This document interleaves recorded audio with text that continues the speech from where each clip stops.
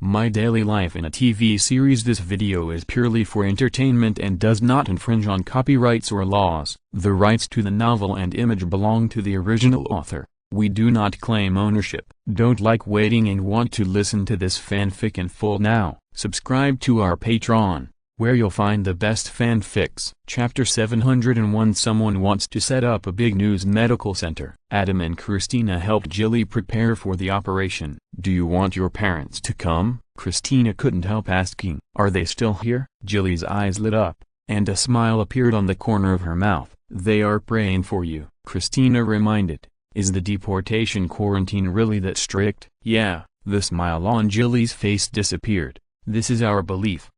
Adam keenly noticed Jilly's thoughts. You also believe, so you are more inclined to go back? My body. Jilly was entangled. A while ago, I went to the emergency room to see a doctor. She asked me to see an oncologist, but at that time we had to work 3 jobs to barely pay the rent and our living expenses. There was no money to see a doctor, but these 2 days I suddenly got scared. Adam understood. For 2 girls who ran away from home at the age of 16, let alone going to college, they barely went to high school. They have been living in a primitive farming society like the Mennonite community. Their junior high school diplomas are greatly discounted. What kind of work can they do? Either sell themselves, or work hard. These 2 girls are pretty, especially Gilly. If they want to, they can easily make quick money, or even a lot of money. But obviously they are not that kind of people. They would rather choose to work hard as waitresses and work 3 jobs to support themselves. But in this way, they will always be trapped at the bottom. The money they earn from working is used to pay for various daily expenses. They barely get by and have no savings at all. If there is a little trouble, they will face the dilemma of lying down and dying. After seeing the emergency doctor and knowing that she probably has cancer, Gilly's first thought was despair. She thought, forget it. Why bother to treat it? Don't let Rachel, her sister who loves her the most, get into trouble. If they become poor due to illness, they will be even poorer here. Once Rachel knows, she will definitely not give up on her. What will happen then? Just think about it. Either overdraw Rachel's future, or destroy Rachel's dignity. And neither of these is what Gilly wants to see. Not to mention, even if this is the case, in the end, she may not be able to cure herself. Once she died, how would Rachel, who had no self-esteem and no future, live? Yes, they agreed to live from birth to death, but that was not to live and die together. If she was going to die, she also hoped that Rachel could live strong, with her thoughts of her, and experience more wonderful life for her that she had not had time to experience. So you called your parents? Christina suddenly realized. I don't know what else to do. Jilly lowered her head and said, these days, I have thought a lot about where is my home. If I die, I want a Mennonite funeral. At this point, she raised her head with a longing smile. I hope to be buried in a white dress. I hope everyone is there. Rachel, my parents. Adam and Christina looked at each other. This is the source of religious power. Human fear of death gave birth to faith. In the past, Jilly might have disdained it and resolutely followed her good sister Rachel to give up her faith and escape from the community. But when facing death, the seeds of faith that had been nurtured since childhood sprouted again and grew rapidly. Operating room. Dr. Montgomery was the lead surgeon, with Adam as the first assistant and Christina as the second assistant. Dr. Bailey unexpectedly came in and watched. How did Jilly get to this point? It's really frustrating, isn't it? Dr. Bailey started the conversation. Adam couldn't help but laugh. He knew what Dr. Bailey meant. If it can be discovered in advance, it can be prevented and treated. Seeing that Dr. Montgomery didn't say anything and just performed the operation, Dr. Bailey couldn't help but remind him again. But you have to find out early. Adam continued. Right, Dr. Montgomery? Yes. Dr. Montgomery then raised his eyes and looked at Dr. Bailey helplessly.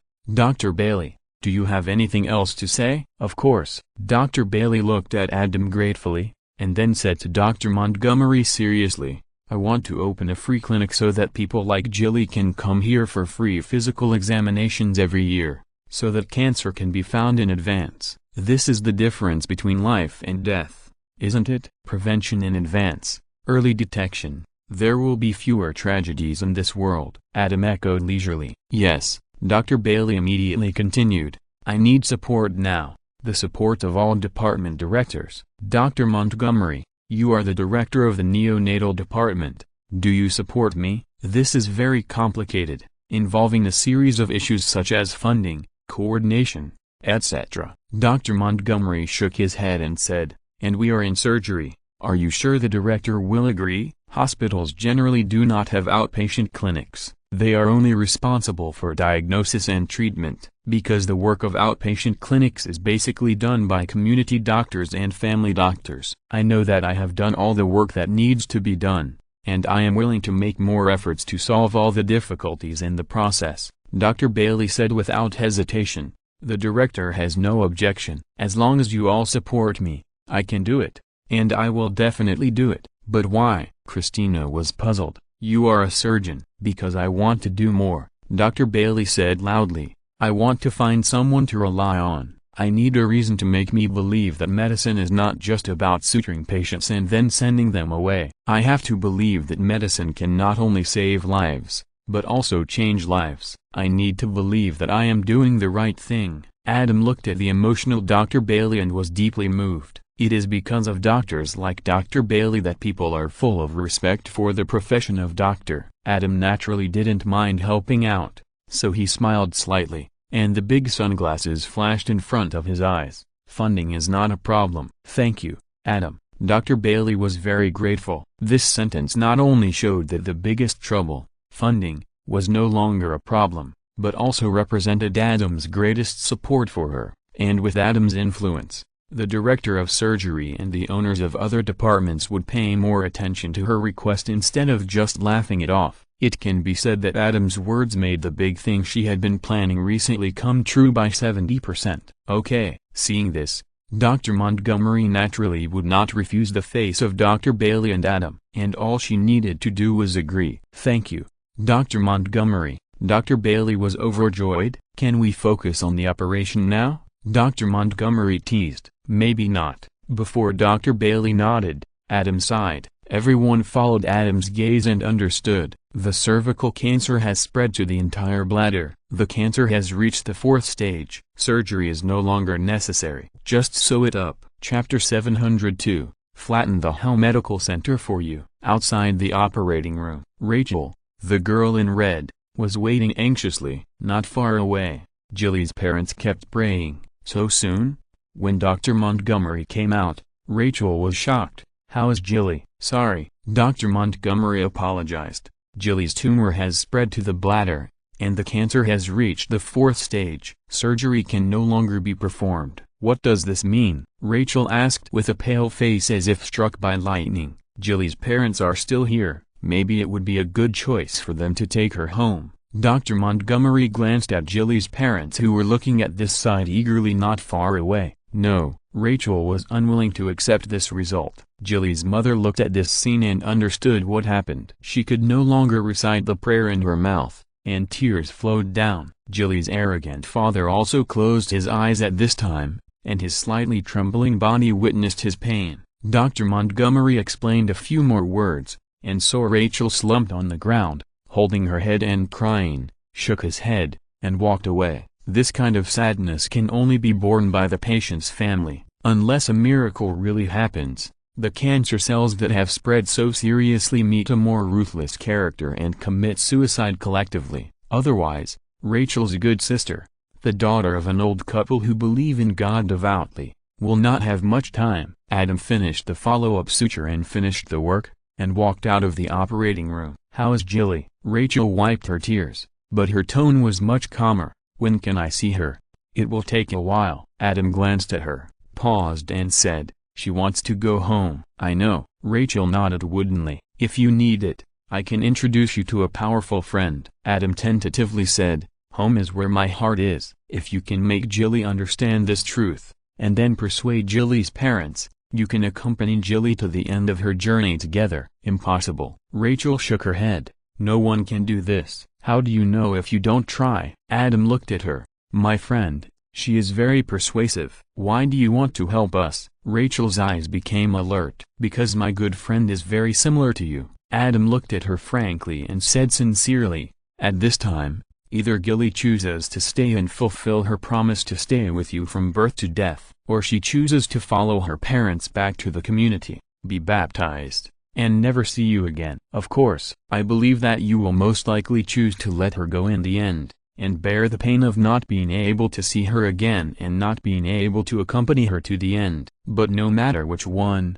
it is a pity. I don't want you who are very similar to my good friend to leave such a regret. How do you know I will choose that?" The vigilance in Rachel's eyes disappeared for the most part. "Because you love her, you are real sisters," Adam sighed, "and she has made a choice, right?" "Can it really be done?" Rachel was silent for a moment, her voice trembling a little. "Very hopeful," Adam said seriously. "If there is anyone else in the world who can do it, then my good friend Juno is definitely the first choice." "Thank you," Rachel said gratefully. "It's okay." Adam smiled and said, "Promoting truth, kindness and beauty is my hobby. I'll call Juno right now. She's an intern at the Massachusetts General Hospital in Boston and will be here soon." After that, he picked up the phone and called Juno. After a brief conversation, he hung up. "She'll be here soon. I'll go to the ward to accompany Gilly first." Rachel smiled. "In the ward, hi." Gilly opened her eyes and saw Rachel,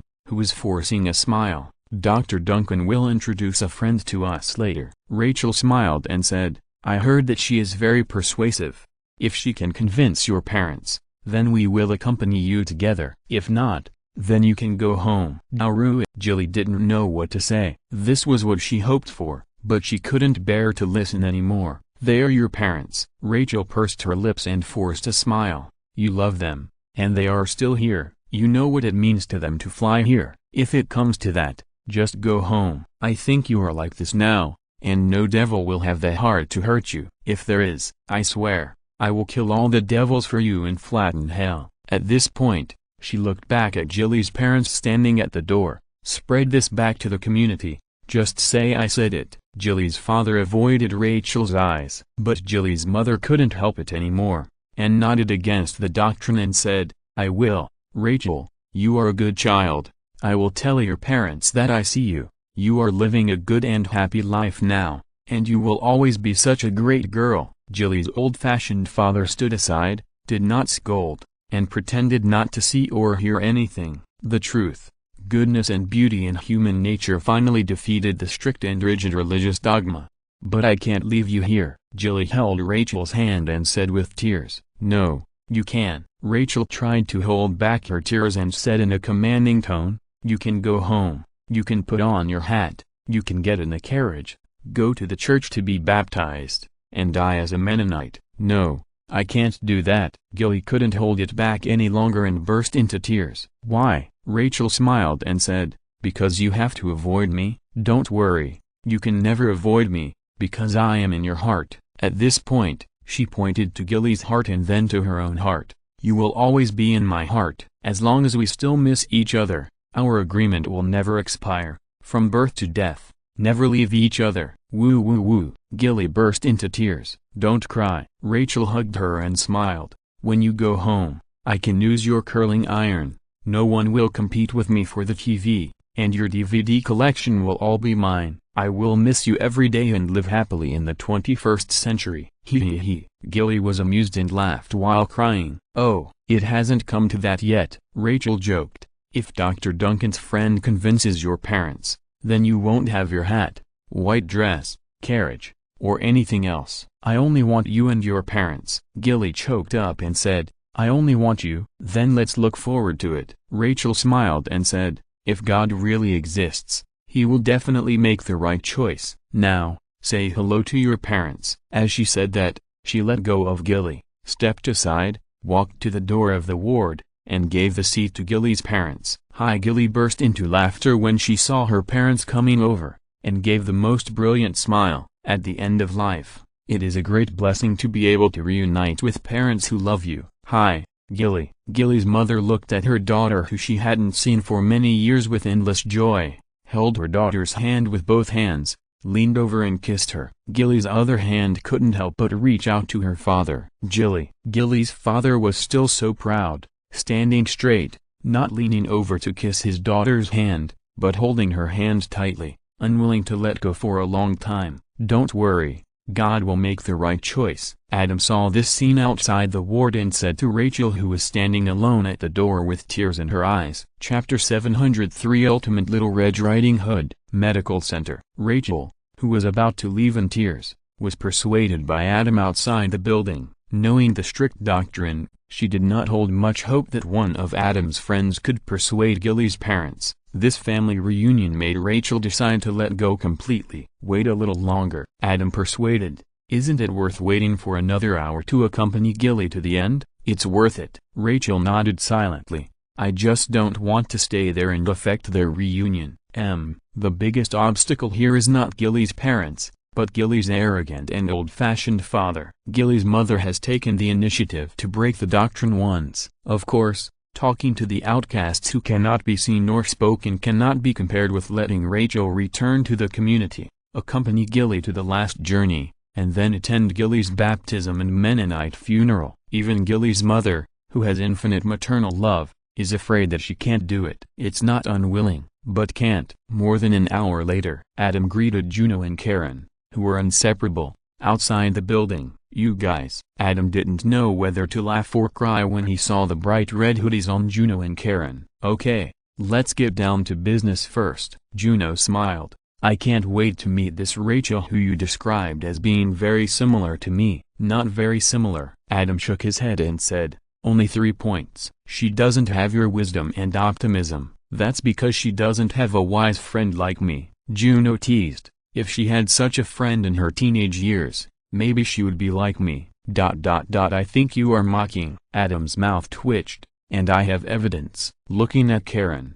who frowned and looked very unhappy, he knew that this wise friend was definitely not Karen, because even if it was mocking, Karen still wanted it. But Adam was the only friend Juno had in her teenage years in high school. At that time, Adam was forced to become a drama queen by his ex-girlfriend, Amazing Amy. This acting is very smart, but it was only limited to deceiving the hard-working and ruthless Amy who was still in the growth stage. It was completely useless to Juno, the innately gifted magical girl. As for what Juno said, it was not his acting skills, but Adam's wisdom. Come on. Adam had just traveled through time, and his wisdom had not been able to improve significantly. He did not even meet the standard of a genius. How could he be the friend of wisdom in the mouth of Juno, who was a genius himself? "You know I am not mocking." Juno smiled and said, "Okay, maybe there is a hint of mockery, but it is definitely not mockery. In high school, your IQ cannot be compared with now,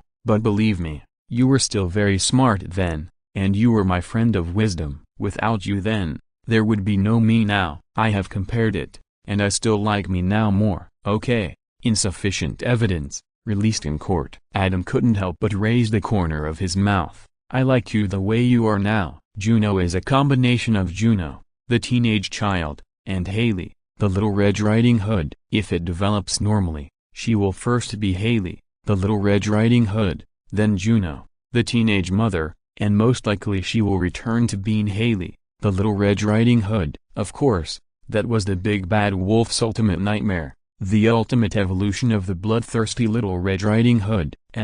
The deceptiveness of the beauty plus the steadiness of the elder brother plus the bloodthirsty forensic doctor's punishment of evil is to promote good plus Holmes's wisdom, the bloodthirsty forensic doctor's restlessness and inability to control himself. Holmes's discomfort if he doesn't solve the case equals the ultimate Little Red Riding Hood. This ultimate Little Red Riding Hood is suitable to be the anti-hero of the Dark Knight. Juno is much calmer now. To be honest, this is indeed influenced by Adam. First, she has real friends and is not lonely in her heart. Second, she learned medicine and became a doctor like Adam, curing diseases and saving lives. Although she can't increase her lifespan like Adam, she can cut a knife from time to calm down the killing intentions of the big bad wolves to the greatest extent. Creak, creak. Karen on the side glared at Adam with her eyes slanted, and her fists made various noises to destroy the atmosphere of Adam and Juno smiling at each other. Here it comes again. She is angry, unhappy. "Let's go." Juno pulled Karen's hand, instantly calming Karen's little emotion, and smiled at Adam. "Let's go see what this Rachel who looks 3/4 like me is like." Adam led them there. Rachel, Let me introduce you. This is my best friend, Juno. And this is Juno's best friend Karen. Adam helped introduce both parties. Juno, this is Rachel. Hello, Rachel. Juno took the initiative to smile and greeted. Hello, Juno, Karen. Rachel looked at Juno and Karen wearing the same red hoodie, and then met Juno's infectious smile, and instantly felt a good impression. Adam, you go first. Juno glanced at Adam. I'll talk to Rachel first. Okay. Adam understood, nodded to Rachel, and turned to leave. Touching the soul's heart-to-heart talk is Juno's forte, but the speed of touching the soul is closely related to the object and the conversation environment. If Adam is there, it will definitely slow down this speed. After leaving, Adam walked into the hospital building and turned to look at the three women who were already sitting together outside the building. On the bench, Juno sat in the middle, Karen sat on the left, and Rachel sat on the right. Juno turned sideways and talked to Rachel. Rachel tried to hold back her expression, but in the end she couldn't help it. She turned her head with tears in her eyes and confided in Juno. Juno put her hand on Rachel's shoulder and half embraced Rachel in her arms. Karen on the left turned her face sideways and pouted. The three women were all dressed in red hoodies, like three little Red Riding Hoods. Adam smiled and retracted his gaze. He hoped that Juno could help Rachel and Gilly eliminate their regrets. But even though he trusted Juno's ability very much, he was not sure that Juno would be able to overcome other people's beliefs in such a short time. So he called Juno, in addition to trying his best, to let Rachel meet Juno and the others. If Rachel could get Juno's recognition and they became friends, then Rachel, who left her sisters in tears, would also have an emotional support. That's right. Even though Adam was touched by the sisterly love between Rachel and Gilly, and also appreciated the three-point resemblance between Rachel and Juno, but without Juno's identification, he would not strongly recommend Juno and the others to accept Rachel as a friend, because this three-point resemblance with Juno can be either good or bad. Adam doesn't want to lay mines for Juno and the others, because laying mines for Juno and the others is laying mines for himself. After all, if Juno and the others get into trouble one day, can Adam just ignore it? Emergency room. A group of interns gathered to conduct triage training. This is the most important ability that doctors need to have. In emergency medical situations, doctors only have 1 minute to make a judgment. Many times, this emergency triage determines the life or death of the patient. For Christina and the others, this is an important part of the surgical examination. Therefore, everyone takes it very seriously. Chapter 704 Various Added Drama Medical Center. Emergency room. A group of interns lined up. Gray, you go first. Dr. Bailey tilted his head towards Meredith with his notebook. In the middle, on a bed, a doctor with his face covered was lying, pretending to be a patient. Meredith stepped forward, and after a quick examination, she made a judgment. The hand is severely swollen, but the terminal pulse is stable, which can rule out the possibility of compartment syndrome. Dr. Bailey looked at her expressionlessly and motioned her to continue. I think it should be a radial fracture. Meredith could only continue. Use a splint first, and then go to the orthopedics department for follow-up observation. If there is no problem, let her go back. Anything else? Dr. Bailey asked. Anything else? Meredith panicked and subconsciously looked at Adam.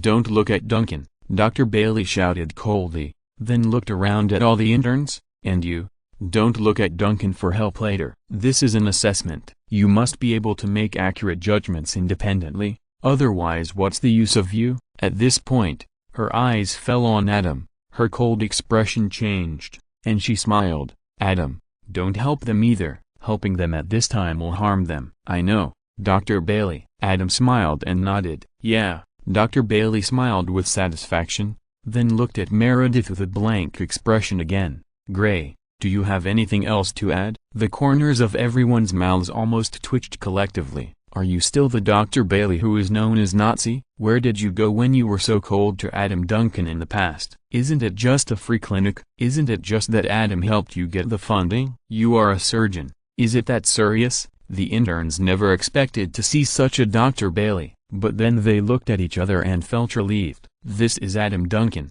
who is kind, approachable, talented, handsome and awe-inspiring. No one can resist his charm. They should have thought that this day would come. No, Meredith's mind was blank. This was all her diagnosis. She didn't know what to add. And she didn't know if Dr. Bailey was deceiving her, because this kind of assessment is to train the decision-making ability of interns. It is very likely that what she said is right. Well, I want to say, Dr. Bailey was interrupted when he was about to say the conclusion. Time is up. First, George's girlfriend, Kelly, an orthopedic resident, came over with a watch and announced that the time was up. I'm dead. Then Gzny, who was pretending to be a patient, sat up directly. Dr. Bailey, who was originally preparing to announce the result, was helpless. Adam smiled knowingly. Gzny was his resident, with a good personality, even a little naughty. The reason why she interrupted was because she and Dr. Bailey had some festivals recently. Just a few days ago, the chief resident of the medical center was officially promoted to attending physician, leaving the position of chief resident vacant. Richard, the chief of surgery, was considering filling the position. The only senior residents who were qualified to be the chief resident, who was in charge of all the affairs of the residents and was equivalent to half of the chief of surgery, were those senior residents with high medical skills and reputation. Dr. Bailey, Gzny, and Kelly from the orthopedics department. They were the three residents who organized the training of the interns today. Dr. Bailey was the undisputed first candidate. Gzny was second. Kelly from the orthopedics department was third. Dr. Bailey was now concentrating on the preparation of the free clinic and was not very interested in the position of chief resident.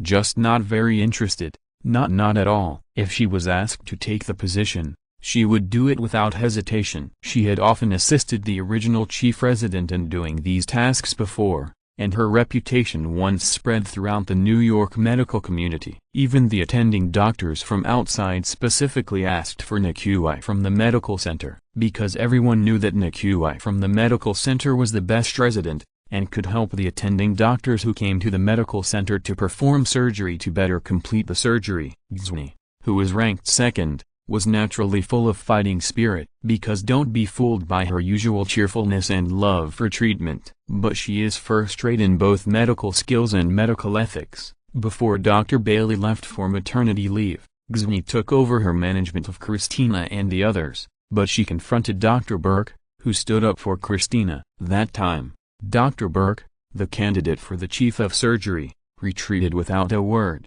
And Dr. Burke understood the consequences of falling in love with an intern. Only Dr. Bailey and her have such principles and courage. She was temporarily at a disadvantage, so she challenged Dr. Bailey and added some drama in front of him from time to time, which made Dr. Bailey very helpless. Dead? Meredith couldn't believe it. Naughty Gzny, with a crooked mouth and slanted eyes, shook all over, lay down on the bed, tilted her head and died. Duncan, Dr. Bailey called Adam directly. The bone has penetrated the skin, and she has multiple wounds and abrasions. Adam said, unless there are other causes, puncture wounds are open fractures. If they are not discovered and treated in time, the wound will rot, and in severe cases, the patient will die. That's it, Meredith said in disbelief. The probability is too low. But it's possible, isn't it? Adam reminded. As doctors, we have to consider everything as much as possible and eliminate accidents. Otherwise, if an accident happens to our patients, it will be too late to regret. Yes, Dr. Bailey continued, this is the meaning of this training. When time is tight, when using instinct to perform rapid triage, you must be more careful and don't be blinded by your eyes. Any flash of doubt must be carefully considered, otherwise it may cause the patient's completely unnecessary death. Click. At this moment, a burst of camera shooting sounded, attracting everyone's attention. Sorry, I'm just taking notes. George, who was holding a camera to take pictures of Kelly, an orthopedic resident, said seriously. Adam, Christina and Meredith looked at each other and could see the surprise and amusement in each other's eyes. When did George, this sissy little fat guy, become so bold? Kelly immediately walked over with an embarrassed look on her face and reminded him in a low voice, we are working. I am your boss. I know, the boss of the heart. George's irrepressible dirty words were heard by everyone. Kelly's scalp was numbed by the show, and she stared at George awkwardly. You can't damage my dignity in front of the interns and my colleagues. O'Malley, Put that down." Dr. Bailey's light words made George obey subconsciously. Kelly lowered her head and didn't want to look at anyone again. Although she was originally ranked third, she still wanted to compete for the position of chief resident. But now this has happened. No matter how hard she tries, it's all in vain. P.S. Thanks to the cat who can go to the sky. Book friend 1604121343599793, and Bei Wang Zhu Cheng Xuang Yi for their rewards. Chapter 705 Cruise Ship Accident Medical Center. Emergency Room. Next, Dr. Bailey announced, "Yang, you come." "Okay." Christina was eager to try. "Everyone, stop for a moment." At this moment, Richard, the chief of surgery, came over and said seriously, "I received news that there was a major accident with casualties. All trauma centers must respond to the emergency. I must send a pair of medical teams there immediately." "Is this part of the test?" Christina's first thought was whether this was a simulated scenario. "Do I need to show a nervous expression?" She was not afraid of the test. She was most afraid of this kind of humanized performance of doctors. If she really had to take this test, she would be doomed. Because she had no emotions, not only was she not nervous, she didn't feel pity, but she wanted to laugh. "Director, what was the accident?" Adam's eyes were fixed. "I don't know. I just received the order, and I don't know the details yet." Chief of Surgery Richard shook his head at Adam, then looked at Christina. "Dr. Yang, this is not a test or a play. This is an emergency. I want everyone to be on standby." After speaking, he looked around at everyone and ordered, "Dr. Bailey, you lead the team. Adam, you follow too." "Yes." In this situation, the only thing to do is to obey. "Yang, Gray, O'Malley, go and prepare the first aid kit. Remember the triage just now. You will be able to really apply it soon." After the chief of surgery left, Dr. Bailey ordered, "Why are you still standing there? Move, move, move." "I'll get the first aid kit too," Adam said to Dr. Bailey and ran quickly to his office. He even has a compact surgical Duncan special protective suit and a space suit ready, not to mention a very practical first aid kit. Compared to Christina and the others who had to quickly check and pack, Adam had already skipped this step. He just went over to get the all-purpose outdoor Duncan special first aid kit and he could set off. And his attention now was not on the first aid kit. While running, he made a phone call and easily got the situation of the major casualty accident that the director was not aware of. Then he couldn't help but curse, "Damn it." In the office, when he got the first aid kit, Adam also called Heather's satellite phone and said anxiously, "Heather, are you okay?" "We are fine." There was a lot of noise on the other end of the phone, and the alarm bells were ringing everywhere, but Heather's voice was very calm. "Why didn't you call me as soon as this happened?" Adam complained. "That's right, this major casualty accident was that the returning cruise ship was hit by a container ship, causing heavy casualties. And Heather took Tatiana, Megan and her daughter out to sea today, and they were on this cruise ship. We are really fine, so I don't want to worry you," Heather explained apologetically. "You take Tatiana and the others to wait in a safe place. I'll be there soon." Adam rushed out with the first aid kit, and asked as he walked, "Have you got off the cruise ship?" "What is the situation of the cruise ship collision?" Outside the medical center, one by one, the ambulances were loaded with emergency supplies and ready to go. Dr. Bailey led Christina and the others, all in uniforms and carrying first aid kits on their waists, and walked out. "Adam, this way." Christina waved at Adam's back. "I'll go first," Adam said,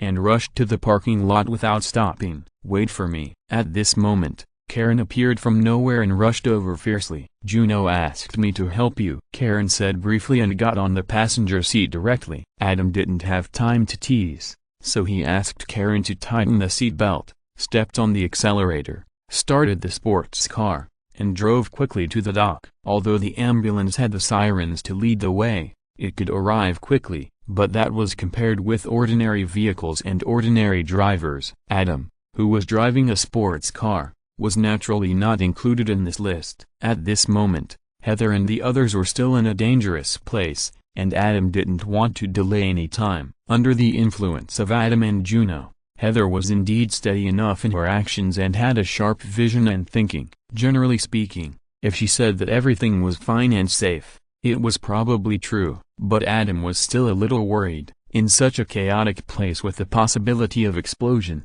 Heather didn't have Adam's crisis warning, so it was very likely that what she thought was safe was not really safe. Even if Adam used the information given by Heather to quickly build a model, helped Heather and the others avoid the possible explosion radiation area, and gave the most reliable arrangement, but worrying made him confused. Adam could not be completely at ease without going to the scene and picking up Heather and the others. Heather is very capable. She will be fine. Karen glanced at Adam. I know. Adam nodded. How is Juno?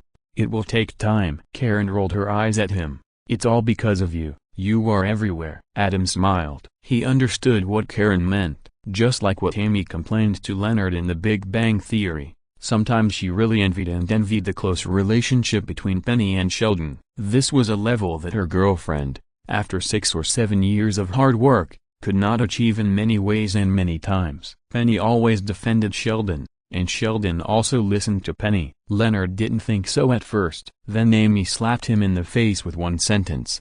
Do you know that Penny has been using Sheldon to modify the roommate agreement to easily get what she wants without having to quarrel with you? Son of the bitch. After Leonard reacted, he turned into the son of the beach. Howard, who was watching the fun and laughing, was reminded by Leonard, who was unhappy that he was the only son of the beach, that the intimacy between Rajesh and Bernadette was a replica of Penny and Sheldon. Then Howard couldn't laugh anymore and turned into the son of the beach. Apply it to the relationship between Adam, Juno and Karen. Karen didn't turn into the son of the beach directly, which was restrained enough, because Adam and Juno are much closer than Sheldon and Penny, and Rajesh and Bernadette, and the jealous Karen's jealousy is not comparable to the slow-reacting Leonard and Howard. Karen had never done anything extreme to Adam. At most she just looked at him with a sharp look and rolled her eyes, which really surprised Adam. In the end, she was full of admiration for Juno. Juno, awesome. On the way, Adam and Karen talked about some emergency rescue situations. Every doctor has his own habits. Karen and Juno work well together, but not necessarily with Adam. It is necessary to communicate in advance. This way the cooperation is smoother. At this time, smoothness may save more lives. Chapter 706 Red Phantom, New York. The dock. It was a chaotic scene. In the distance, a huge cruise ship was billowing thick smoke. Various wounded people were lying on the ground. The groans of pain from the wounded were endless. There were also adults calling out to their children, children calling out to their parents, and the heartbreak of relatives who were unwilling to accept the accidental death of their family members. Medical staff, police, and firefighters walked among the wounded and tried to rescue them. 4 areas have been divided. They are clearly red, yellow, green, and gray. Carpets of different colors were laid on the dock to form treatment areas, gathering groups of wounded with different injuries. Red represents critically ill patients who must be treated immediately. Yellow represents controllable injuries and can be treated later. Green represents minor injuries and does not need treatment for the time being. As for gray, that means they have already died and do not even need emergency treatment, let alone being sent to the hospital by ambulance. Ambulances are now only used to transport red critically ill patients. The densely packed patients in the red area almost occupied all the ambulances for a period of time, not to mention the lightly injured patients in green. Even some seriously injured patients in yellow could only stay at the scene and receive simple treatment from medical staff, and were not eligible to be sent to the ambulance. This is what Adam and Karen saw when they arrived. The 4 areas were constantly expanding. The gray area was already piled up high. It was visible to the naked eye that medical staff were constantly carrying patients on trolleys from the red area, covering their bodies, and sending them to the gray area, which made people's scalps numb. Heather was reminded by Adam and was already waiting there, waving at Adam. Uncle Adam, Tatiana shouted happily. Yeah. Adam did not rush to the red area for rescue immediately, but ran to Heather and the others quickly and began to check them one by one to prevent them from having unknown internal injuries. When it was Megan's turn, he was particularly careful. Because she was a painless patient, even if there was internal bleeding, she would not be able to detect it. The result made Adam breathe a sigh of relief. Heather did protect them very well, and no one was hurt. What is this? Adam then noticed that there was a little girl. She can't find her mother, Megan, who was born with a heroic spirit and was generous and magnanimous, pulled the little girl with a protective attitude. Take her to change her clothes first, and then go to the hospital for a comprehensive physical examination. Adam glanced at the little girl whose pants were already wet. Obviously, in the face of such a disaster, the little girl who couldn't find her mother was already scared to death, and the whole person was in a state of unconsciousness, just tightly holding Megan, the gentle little sister. "I'll help her find her mother later." "Okay." Heather agreed and immediately took everyone away. She knew Adam's habits. After making sure that they were fine, Adam couldn't wait to save people. "Be careful on the road," Adam warned and ran to the red area. "Wait a minute, he can still be saved." As soon as Adam passed by, he saw an emergency worker. After trying, he was ready to give up and send the patient to the gray area, so he immediately waved to stop him and stepped forward to take over the rescue. The emergency worker didn't say any nonsense, decisively transferred, and then ran to the next injured person. Even though all the trauma centers in New York have sent out rescue teams, there are still many injured people and few medical staff. Many emergency treatments cannot be done to the best of their ability, and can only be done as they should be. Adam has no doubt that there are some patients in that gray area who could have been saved if they had met a good doctor. "Karen, go over there and take a look. If you find anyone with signs of life, send them here immediately," Adam instructed Karen while performing the rescue. "Okay." Karen didn't say anything nonsense and agreed to go over. Ordinary girls, even ordinary female medical staff, such as Meredith, would probably feel scared and hesitate for a while when seeing the pile of victims. But Karen didn't have this psychological burden at all. "Lydia." After Adam tried hard and successfully rescued the patient, he waved and shouted to the emergency personnel who came down from the ambulance, "Dr. Duncan." The emergency worker Lydia hurried over. The benefits of being familiar with people and having a big reputation are obvious. Many people are waiting for the ambulance. But who to send first and who to send later depends entirely on personal ability. And it is obvious that as soon as Adam opens his mouth, these emergency personnel will definitely be the first to respond to him. The medical staff in other red areas are helpless and can only wait for the next one.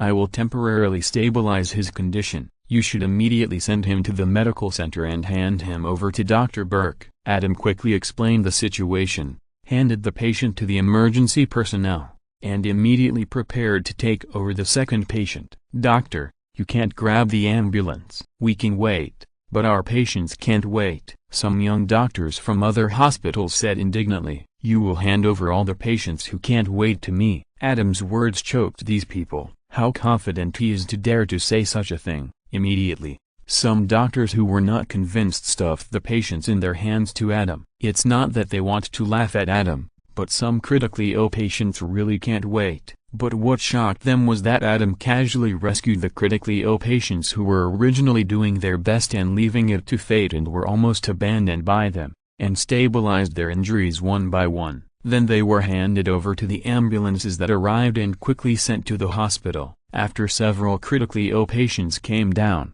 when Dr. Bailey arrived with Meredith and the others, they saw that Adam was already in charge of the rescue work in the entire red area, with the momentum of a leader. Under Adam's command, the most panicked critical area saw victims who had not yet died completely in the gray area from time to time. They were found again by Karen and sent back to the red area for rescue. Then they were rescued from the red area, stabilized their injuries, and sent to ambulances one by one. There was almost no sign of many red areas moving to the gray area. The doctors from the external hospital who were originally unwilling to accept it had already been convinced and agreed to Adam's assignment with high spirits, and carried out rescue after rescue. Once they found a critical condition that they could not handle, they immediately called Dr. Duncan and shouted out the situation they encountered. While Adam was rescuing, he classified all the situations in his mind according to the severity and urgency of the criticality according to the reports of a group of medical staff. Then he would temporarily put down the rescue work at hand from time to time, instruct other doctors to take over temporarily to stabilize the patient, and rush to other patients who were more critically ill and would die instantly if he didn't take over immediately. After rescuing that one, he would come back to take over the previous one. If you look down at it at double speed, Adam's figure seemed to be a phantom shuttling around in the red area. It was so critical, but it gave people the feeling of being so orderly and smooth as silk. Meredith and others who came first saw the tragic situation at the dock and were shocked to the point of being blank-headed, and then they saw this shocking scene and were all stunned. P.S. Thank you for the tip from Idol Gareth Bale. The Chinese New Year is over, and I thought I could resume the 3 update immediately, but I didn't expect all kinds of miscellaneous things to be messy. I've been busy these 2 days, but I should be able to officially resume the 3 update tomorrow. Forgive me. Chapter 707.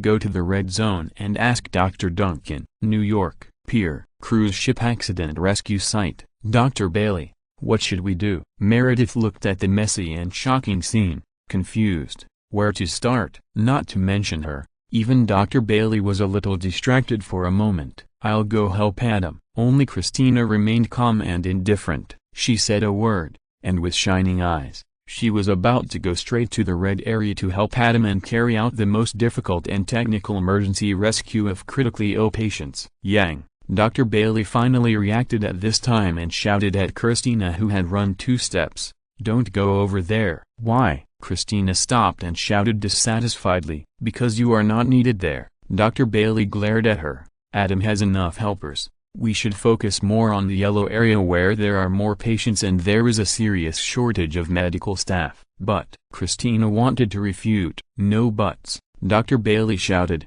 remember, our first purpose of coming here is to rescue patients, not to let you practice your skills. The patients in the yellow area need us more now. This is an order. Okay. Christina had no choice but to move her feet with difficulty, looking back every few steps at the red area, and heading towards the yellow area. Dr. Bailey, what about us? Meredith and George asked in unison. You go too? Remember the rules. Do a good job of triage, don't get in the way of the emergency personnel, and then go to save as many people as possible. Dr. Bailey didn't even look at them, and quickly give instructions, and rushed over to save people. Meredith and George looked at each other, and could only carry the first aid kit and disperse, and then they were found by the police and firefighters one by one to rescue those who needed help. This large cruise ship can carry 3,000 people. Therefore, even if it was not completely destroyed, the densely packed injured on the dock would only be 1 or 2 out of 10. There were still more passengers and injured who were not rescued in time. There are many patients but few medical staff. Every medical staff who comes here, whether they are interns or nurses, often have to take charge of their own work. After overcoming the initial nervousness and panic, Meredith and others quickly caught up with the rhythm after 4 years of medical school and 1 year of internship. Take a deep breath. Meredith put the oxygen mask on the patient's face to assist the patient's breathing, and repeatedly comforted him. Your injuries are very minor. You will be fine. Soon, she was attracted by a scream and rushed over with a first aid kit. At the edge of the dock, a middle-aged African man was lying there with a torn wound on his leg. What happened? Meredith asked while checking. Some metal hit my foot. I pulled it out and fell into the water. Oh my God, it hurts. The middle-aged African man screamed and told the process. I started swimming. I have to leave because I have a meeting later. This is probably a poor passing 007 who was hit by the aftermath of the explosion. As for why it is 007, not 996, or the boss. Even at this point, he was still thinking about going to the meeting and going to work. The general 996 workers don't have this motivation. Only those senior workers who have higher expectations and are fooled into self-motivated have this kind of energy. As for the boss, he does have this energy, but they value their lives more. One of the saddest things in life is that the life is gone, and the money has not been spent. Meredith was treating the injury at this time, which made the poor 007 curl up and howl. It really hurts too much. Sorry, please try not to move, Meredith reminded apologetically. After a simple bandage, Meredith wanted to call for help. Otherwise, as a weak woman, how could she be able to send the big man with a broken leg away? But everyone was busy, and she was the only patient here, and no one even looked at this side. The middle-aged African man who lost too much blood began to tremble. Meredith quickly took off her coat and covered the middle-aged African man, and advised, "Don't move, sir, don't move." "No, I have to leave here." The middle-aged African man 007 was confused and only remembered his original dream. He struggled to get up, go to the meeting, and go to work. Meredith tried to hold him down, but once the middle-aged African man 007 exerted force, how could a weak woman like Meredith hold him down? Meredith,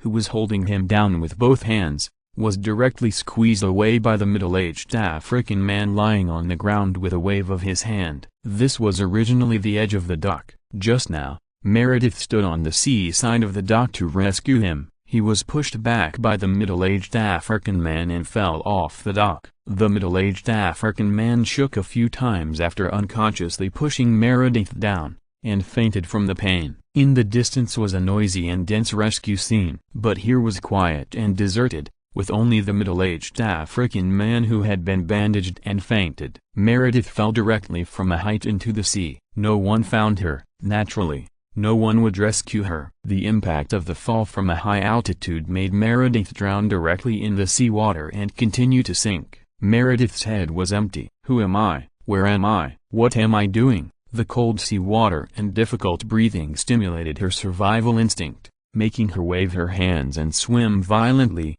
floating up from the sea.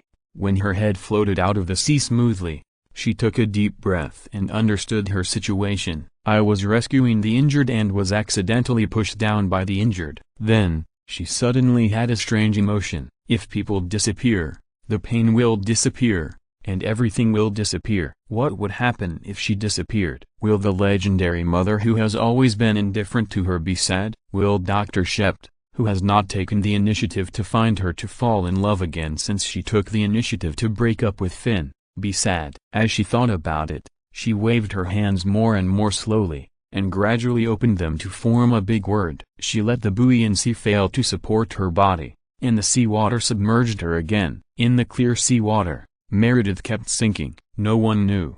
George and the others were all tied up in various rescue missions and had no time to think about anything else. If they were asked who they would think of during the rescue, even George, who regarded Meredith as a goddess, would only think of Adam, because in this situation, only Adam could help them solve the dangerous situation of the patient who made them sweat. In a parking lot near the pier, Christina, who was excitedly pulled by the anxious bald man thinking that there was a critically ill patient who needed to be rescued by herself, saw the scene. Her scalp tingled, and she shouted directly, "Go to the red area to find Dr. Adam Duncan." "Dr. Adam Duncan, right?" the bald man confirmed anxiously. "Yes, that's the most handsome young doctor," Christina said as she stepped forward to check the injury. She knew she couldn't fix this kind of injury, so she could only help with the early diagnosis and save Adam as much time as possible. P.S. Thanks to the tip from the passerby, there will be 2 more chapters in the evening. If you're listening to this novel on a channel other than Fanfic World, it means they downloaded and uploaded it without effort. We cordially invite you to visit our channel, Mundo Fanfic Novelist. There you'll find the original version of this story and you can explore many other novels of various genres. We are waiting for you to immerse yourself in a world of incredible novels. Chapter 708, Fear of Adam's Texas Soul. Doc, Red Zone. Adam was in charge of rescuing critically ill patients. Plus 0.01, plus 0.01, plus 0.01. Dot. The system prompts kept ringing in his mind, making Adam feel like he was hearing heavenly music. He continued to compose the notes at this rhythm. Adam felt that perhaps he should really name this piece of music, One Day, 1 Year. Saving a life a day, adding 1 year to your life. What kind of shit is this? Dr. Adam Duncan? At this time, a middle-aged white man with a bald head that could almost be called a bald head rushed to the red zone, scanned the area, and immediately fell on Adam, shouting, "It's me." Adam looked up at him, surprised at this familiar face, but he didn't stop rescuing. The most impressive thing about this bald, almost bald man in Adam's memory was Old White's brother-in-law, the drug enforcement officer. "Come with me. My friend needs you," the bald man asked anxiously. "Who told you to come to me?" Adam asked while rescuing, calling him by name directly. It was obvious that someone had told him to do so. An Asian female doctor, the bald man pleaded. She asked me to come to you when she saw my friend's injuries. Rick is a good man. Originally, this matter had nothing to do with us, but Rick saw the disaster and said that we should help rescue the injured, and then he rushed in to rescue people. We followed him and rescued more than a dozen trapped people. While he continued to rescue people inside, he was crushed under the car and was seriously injured. Only you can save him, please. He is the father of 5 children. Originally, he was still confused about Christina's request for him to find a young and handsome doctor for help, but after coming here, he immediately understood Adam's strength beyond appearance and age. In a crisis, as long as you are not blind, it is clear who is capable. And Adam is obviously the most dazzling one on the dock. Everyone gathered around him and obeyed his assignments. After recognizing Adam's strength, he was happy and worried. The good thing was that the rescue team had a super powerful doctor like Adam, and his friend's survival rate was greatly improved. What worries him is that Adam is too busy. Even if he doesn't know medical skills, seeing Adam operating so many rescue operations at the same time, he knows that Adam is probably too busy to handle them all. There are more than a dozen critically ill patients here, and the number is still increasing, but there is only one on his friend's side. He is a Texan and has always been proud of his identity. But at this moment, he is extremely afraid that Adam is also a Texan, because he is worried that Adam will ask him to act more Texan, aka let him do it himself and hope for the best. Don't get excited, Adam comforted while rescuing. Let's see the situation first. Do you have a friend over there? Do you have a mobile phone? Yes, I have it.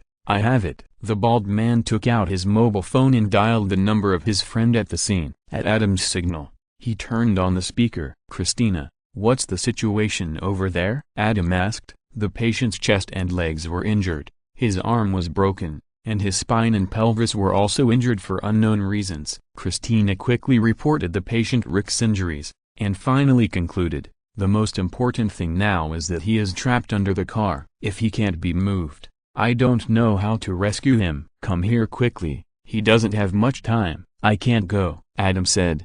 I will ask the rescue team to go and rescue him as soon as possible. Before that, you need to stabilize his injuries. While speaking, another doctor from another hospital called loudly, and Adam hurried over to take over the rescue. The bald man who was holding the phone to keep Adam on the line heard this and saw this scene, and his face was full of despair. In other situations, he would have tied Adam up, but here, there is a critically ill patient who is dying in a breath, and Adam needs to go forward to rescue him. People like them who have a sense of justice in their hearts, how can they bear to cause the death of others for themselves? I can't do it, Christina shouted. She has no confidence at all in this kind of condition where there are no conditions and it is difficult to even check the wound. No, you can do it, Adam shouted. You are the best intern in the medical center, calm and composed, with first-class hands-on ability, and I will assist you on the phone. Tell me everything you see and follow my instructions. If Rick was right next to him, he would choose to rescue the hero first without hesitation. But now the distance is too far, and there are too many innocent critically injured people in the red zone, and he really can't leave. Although he doesn't want to, he can only save more people first and hand the hero over to Christina. With Christina's excellence and his assistance, the first aid effect may not be as good as Adam's personal experience, but it is the best choice in this situation. Okay. Christina took a deep breath. I'll try my best. Now try to treat his wounds as much as possible and help him stop bleeding. Based on the observation and diagnosis provided by Christina, Adam constructed the situation over there in his mind. While rescuing the patient here, he remotely controlled Christina to rescue the hero Rick on the phone. The super genius brain allows him to be distracted and multi-line micromanagement. Christina, who was calm enough, began to use her outstanding surgeon skills after finding the backbone, and calmly began to perform first aid. Oh my God, it hurts so much. Rick cried out in pain. My whole body hurts. Christina, help him straighten his bones first. Adam ordered, relieve his pain. Remember how to straighten bones? Of course, Christina said. Put your hands on both sides of the fracture, spread them apart, expand them, and turn them over. Yes, Adam reminded, but remember to do it all at once. Christina repeated the key points of bone straightening again, then took a deep breath and began her first bone straightening outside. During her internship, she also rotated in the orthopedics department. Although she didn't pay much attention to it, she still did basic operations such as bone straightening several times. With a creak, the sound of bone fracture was heard, accompanied by the screams of the patient. Trick. "Ah, it's done." Christina's calm voice rang out. "Very good," Adam praised and said, "now try to stabilize his injuries as much as possible. I will notify the rescue team immediately and ask them to move the car away. Then you escort Rick to the hospital." "Hurry up," Christina urged. "I just asked. The rescue team is very busy now. There are 15 similar places that need immediate rescue. I am afraid he can't hold on until the rescue team arrives." "I know," Adam nodded and said, "I will arrange it. If the situation is really that critical, I will run over and lift Rick with my hands to save him." A hero's life is also a life. A hero's life is even more a life. Remember your words. Christina's eyes lit up. Others would only think that this was Adam's exaggerated and solemn statement, but Christina understood that this was also a possible choice. Chapter 709. Even if all the waters in the world flood, it still cannot drown the female Seeking's Wharf rescue site. Adam was rescuing while instructing Christina on the rescue of the trapped hero. While talking, Adam also winked at Karen. Karen nodded knowingly and turned to leave the scene. Who to save first and who to save later. It is both a right and a responsibility. Adam naturally did not want to give people the impression of robbing others of their right to survive. Therefore, even in his mind, the hero Rick, who bravely rescued more than a dozen trapped people, was the first priority in the sequence of those who needed to be rescued. He did have the influence to influence the choice of the emergency team, but he couldn't say this in public. Otherwise, it would be a troublesome matter that could not be sorted out later. Except for the hero Rick, everyone thinks that he is the first priority. Once they learn about these situations afterwards, some people will probably forget who saved countless lives at the first time. They will only remember that it may be because of Adam's words that their relatives did not get timely rescue. If Adam, a billionaire, does not show enough sincerity, they will never forgive Adam on behalf of their relatives in heaven. Karen went over and gave a calm reminder so that the rescue team would understand. As long as Adam didn't say it in public, there would be no trouble in this regard. After all, who to save first and who to save later is professional for the search and rescue team. Believe in science, believe in the law. Let's do this first. Adam stopped the conversation, looked up and saw a wet figure, and added, "By the way, Christina, you must pay attention to your own safety during the rescue of the injured." Meredith was not paying attention just now and was pushed unconsciously into the sea by the patient in severe pain. "Okay, I know," Christina agreed indifferently. She didn't even ask if her best friend Meredith was okay, because, first of all, since Adam said so, Meredith must be fine. Secondly, it was just a fall into the water. Meredith is so good at swimming, how could she be in trouble? Meredith, who had just sent a critically ill patient over and changed her clothes with wet hair, happened to see this scene. The corners of her mouth twitched, and she met Adam's eyes with embarrassment.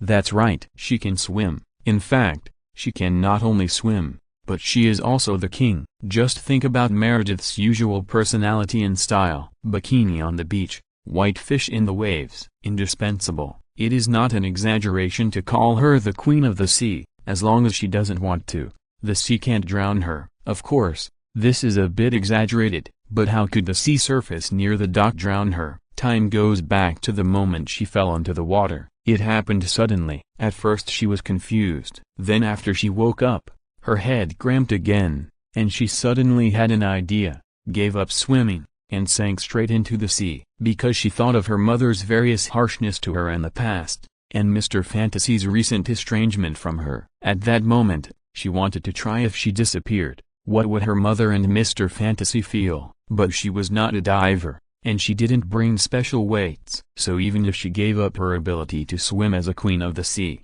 she sank motionlessly for a while. The weight of her body was still offset by the buoyancy of the sea water. She was suspended in the sea, and the noisy sounds of the rescue site outside were blocked by the seawater. She quietly enjoyed the rare tranquility in the sea. She inexplicably liked this state. With a smile on her face, she flashed her life experience in her mind, imagining the pain and regret of her mother and Mr. Dream when they learned that she disappeared. Then the air in her lungs gradually ran out, and breathing became difficult. As a doctor, she was very aware of the extreme pain of suffocation. Therefore, she shuddered, waved her hands directly, and her body jumped up flexibly. After a few times, she directly stuck her head out of the water. It was enough to imagine for a while. Although her life was not smooth, she was not desperate enough to experience the horrible suffocation. Since Adam hosted Alice Gray's legendary small class every night, Meredith, who often participated,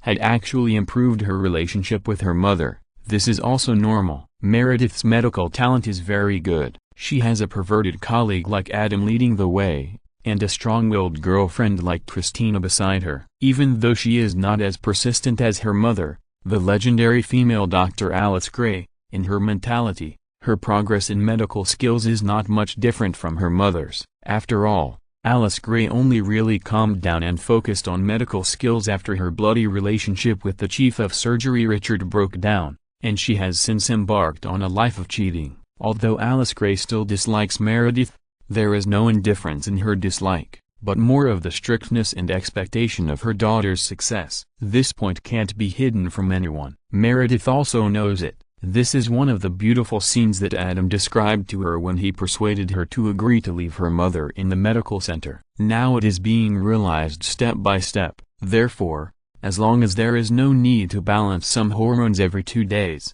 she will go to Alice Gray's special cooking in the evening without being urged. As for Mr. Dream's recent estrangement, please, in addition to the indelible family shadow left by her mother since she was a child, it may make her feel depressed and desperate at some point. Any other feelings will not have such a big impact on her. Mr. Dream is good, but it is just the result of a 100% drunken bar and his belt falling off. She is reluctant for a while, but she will never despair about it. After all, her mother is irreplaceable. In addition to Mr. Dream, there are Finn, George, and the endless possibilities of going in and out of the bar. Therefore, Meredith, who had been dreaming for a while, floated to the surface of the sea easily, and swam to the ladder of the dock with a few strokes, holding the ladder, stepping on the cat step, shaking her wet long hair, swaying out. A male rescue team member who accidentally glimpsed it almost lost his mind and made a major mistake. This scene happened to be seen by Dr. Bailey,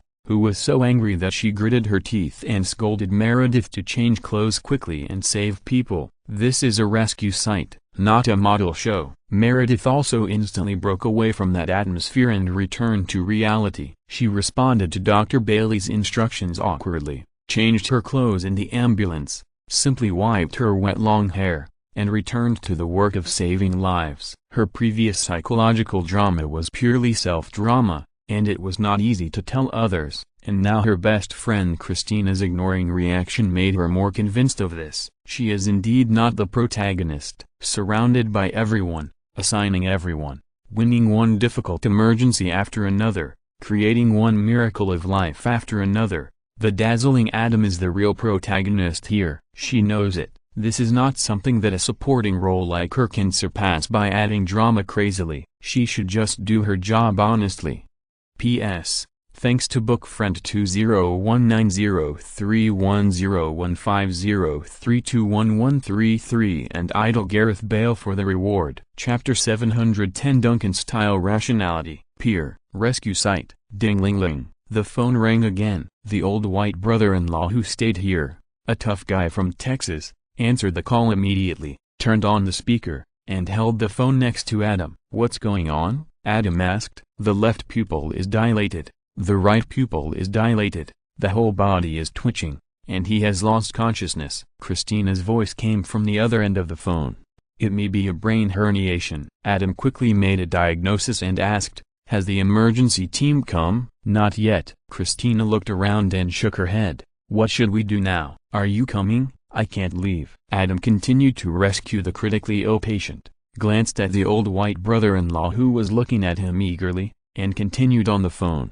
You need to perform a skull burr hole on Rick on the spot to release the intracranial pressure and clear the intracranial blood congestion. What? On the other end of the phone, Christina's voice suddenly roused. Are you kidding? Perform a skull burr hole on him here? Do you have a better choice? Adam asked.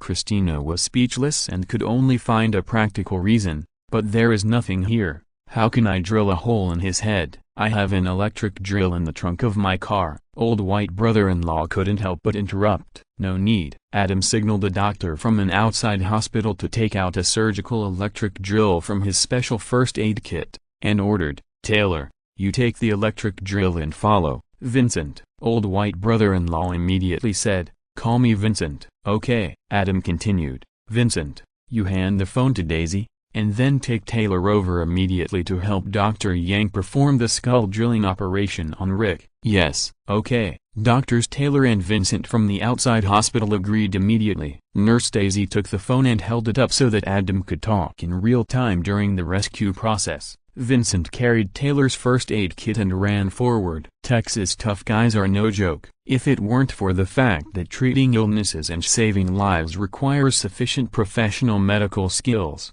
it can't be done by recklessness or hardness. He doesn't need to beg people like this. He was able to survive and live a good life, but he was a real strong man. You also brought a surgical drill. On the other end of the phone, Christina, who was waiting, couldn't help but complain. What else did you bring in your first aid kit? A whole operating room? The general first aid kit contains commonly used hemostatic gauze, elastic bandages, chest seals, portable roll splints, surgical blades, medical hemostatic forceps, medical gloves, disinfectant alcohol and other medical supplies that are easy to carry and can simply treat injuries. I'm not a professional neurosurgeon, so how can I carry a surgical drill at any time and be ready to perform skull drilling on people at any time? It's just a few more instruments, and they're not heavy. Adam smiled reservedly. It's better to be prepared, and now it's used. This all-round outing Duncan special first aid kit was specially designed and built by Adam for professionals based on his own conditions. The key point is that it is all-round, except for those large equipment in the operating room that cannot be miniaturized and portable.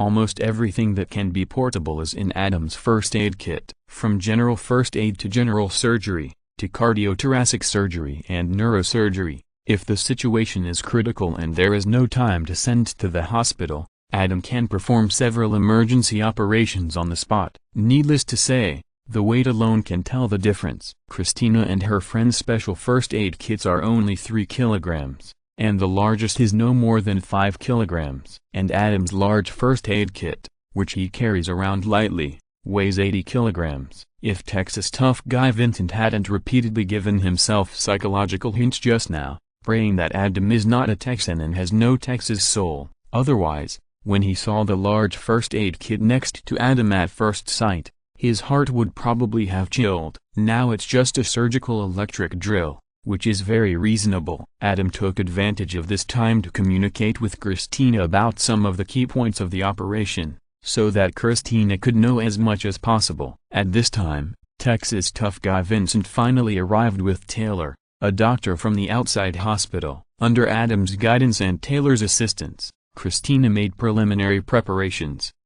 Christina took a deep breath. I'm done. Let's get started. Adam reminded. First find the incision point, 3 fingers above the ear, then 2 to 3 fingers forward, next to the first pupil that has already dilated. Found it. Christina followed Adam's instructions, measured Rick's head with her hand, and found the correct position. Scalpel. Taylor, a doctor from the external hospital, immediately handed over a sterilized scalpel. Now make a vertical incision to facilitate drilling later. Adam continued to instruct. There may be surface bleeding.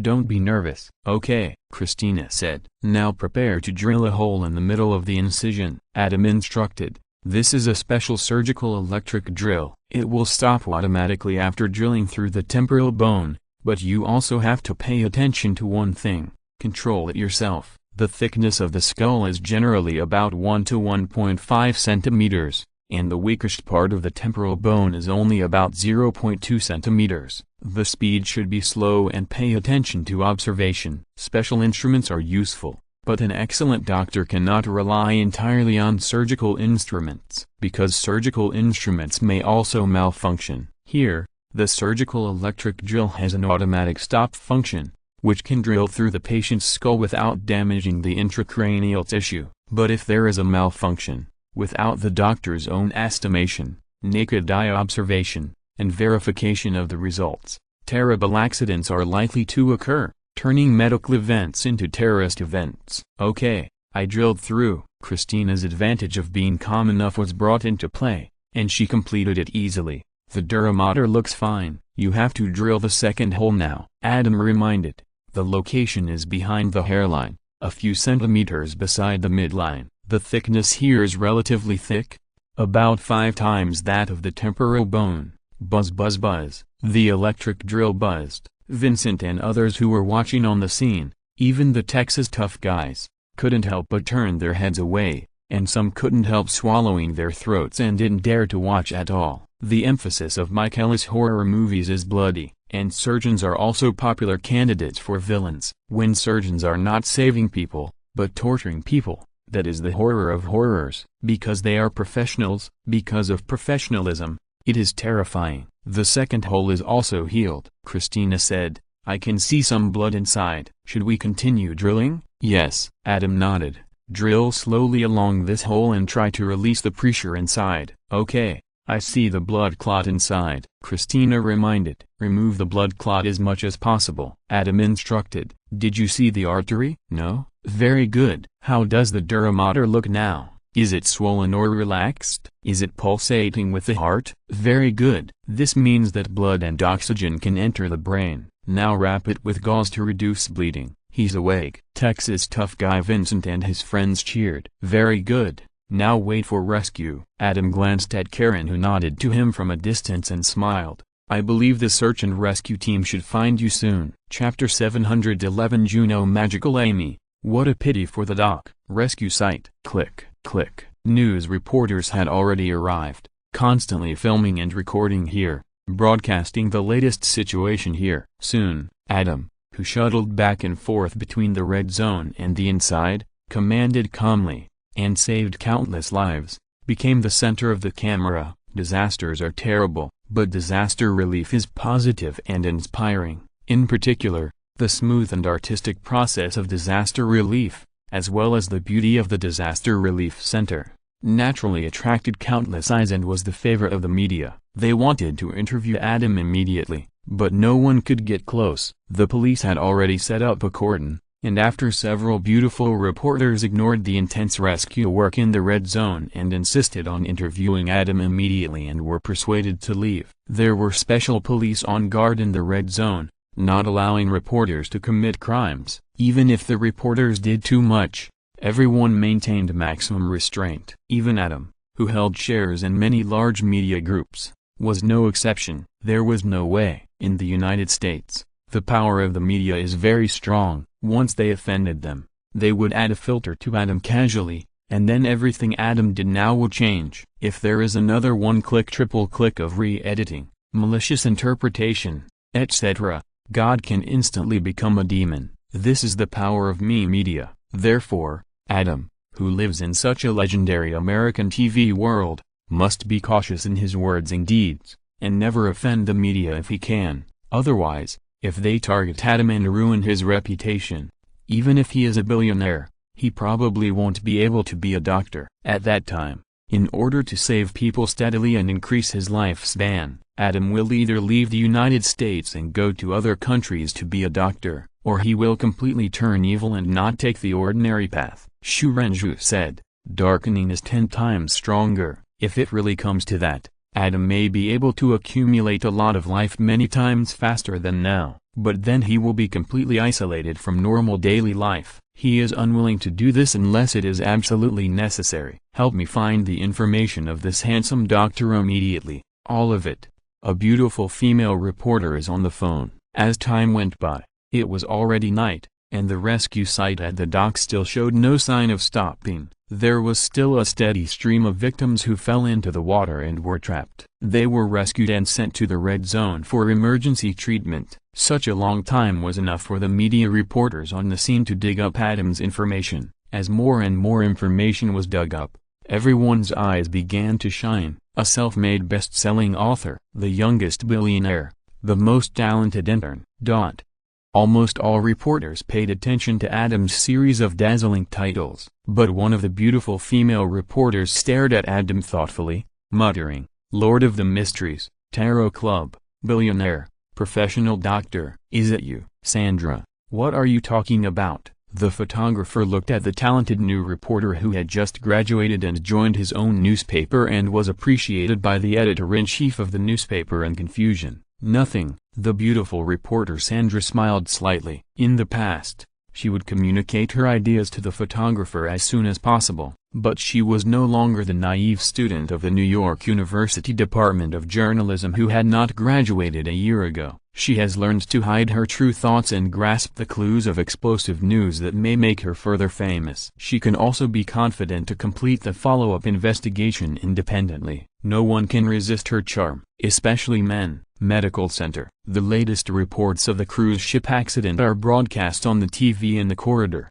office and lounge. The scene of Adam saving people is prominently displayed. After such a long preparation, the TV station directly invited professional famous doctors to comment on Adam's first aid process. Naturally, there were praises and exclamations. First, the first aid skills shown by Adam are indeed amazing. Second, Adam's reputation has long been spread in the medical community. Anyone with a little brain will not offend a billionaire in public because of envy and jealousy. Third, the current propaganda tone of the TV station is still positive. As a guest, he will naturally be very tactful. Therefore, under the professional interpretation of the famous doctor and the professional rainbow-fard propaganda of the host, Adam has become the mainstay of the medical community and the beacon of hope for mankind. Adam, who has strength, good looks and money, and countless halos, instantly became popular. Adam is really popular this time. Juno and Heather were in Adam's office,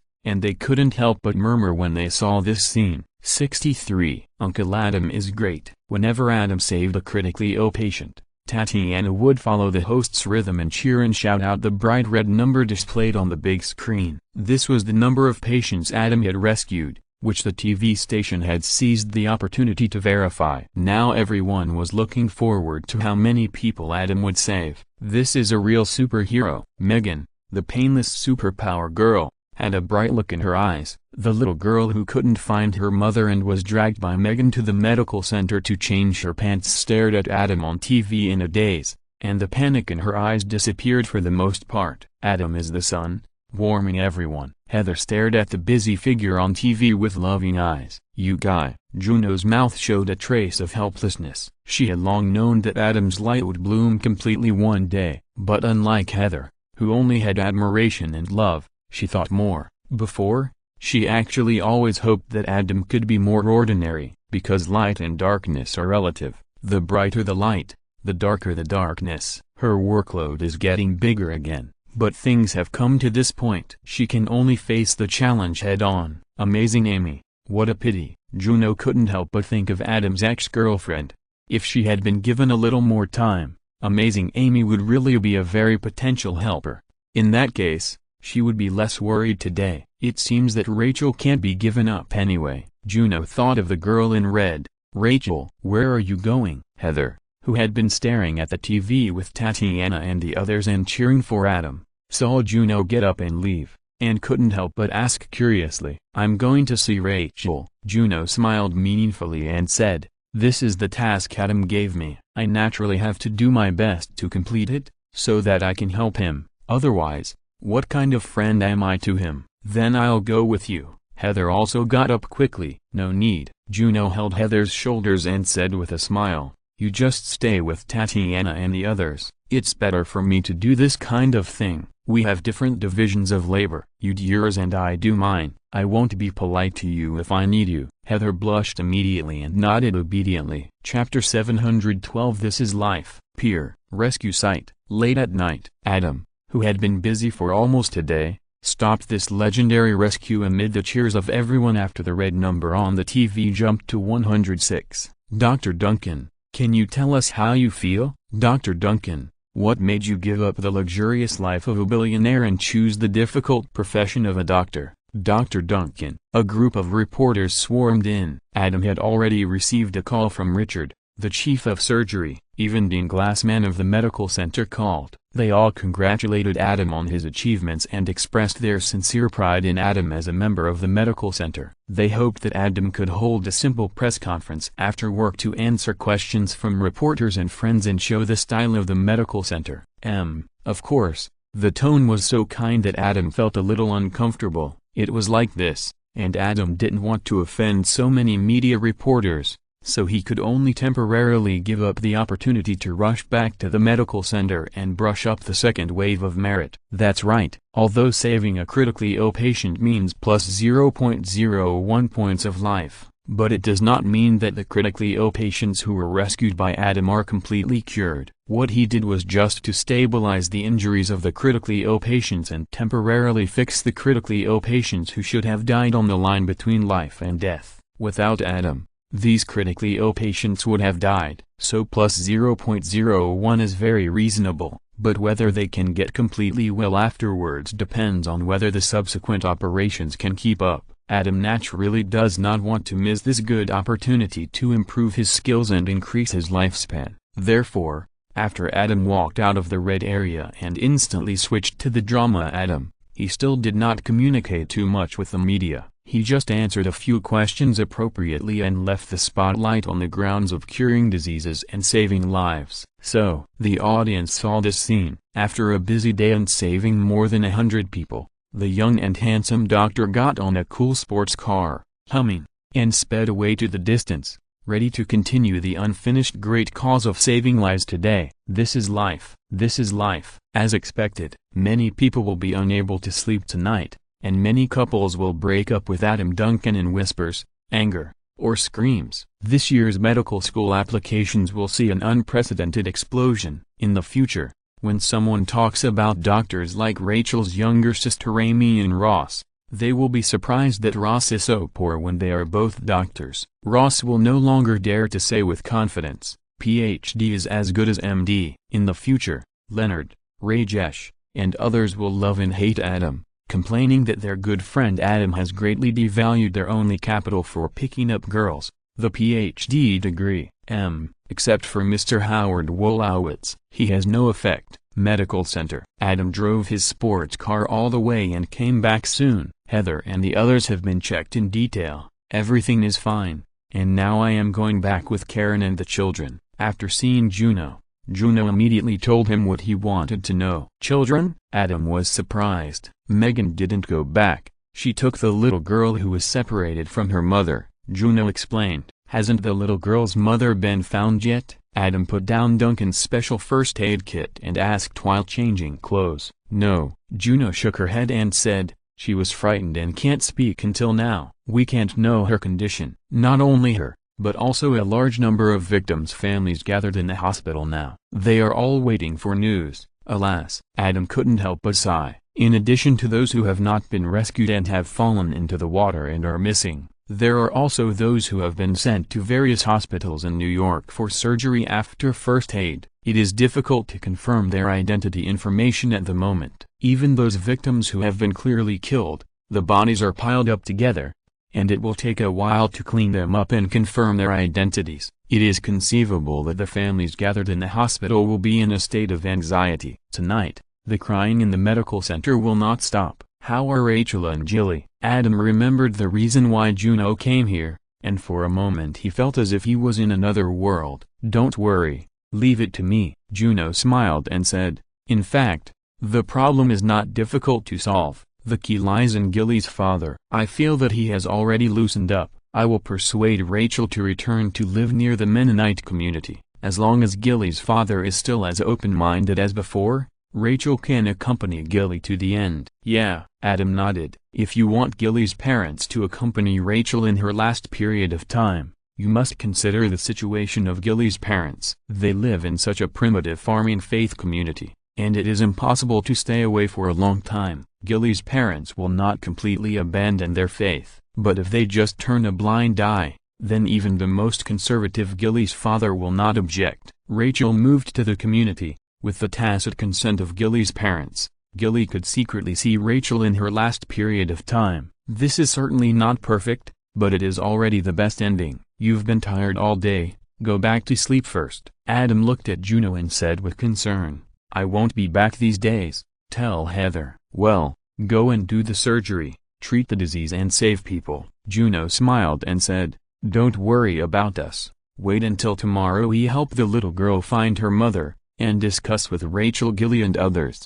We will all leave. Okay. Adam was not as polite as Juno, changed his clothes, hugged her, turned around and left the office, and went to the operating room. A new journey is about to begin. Adam, don't you want to take a rest? Richard, the chief of surgery, came out from nowhere and asked with concern, after Adam said that there was no problem and wanted to get into the operation as soon as possible. He nodded and said, okay, which operation do you want to be the main surgeon? I have already instructed them, and they will fully cooperate with you. Adam was naturally happy to accept it. This busyness lasted for 3 whole days. Adam performed 20 operations in a row and gained plus 0.2 lifespan. The efficiency is completely incomparable to the first aid at the dock. This made Adam feel unsatisfied and secretly said it was a pity, but there was nothing he could do. How long does emergency treatment take? Sometimes it only takes a few minutes to complete one, but in the operating room,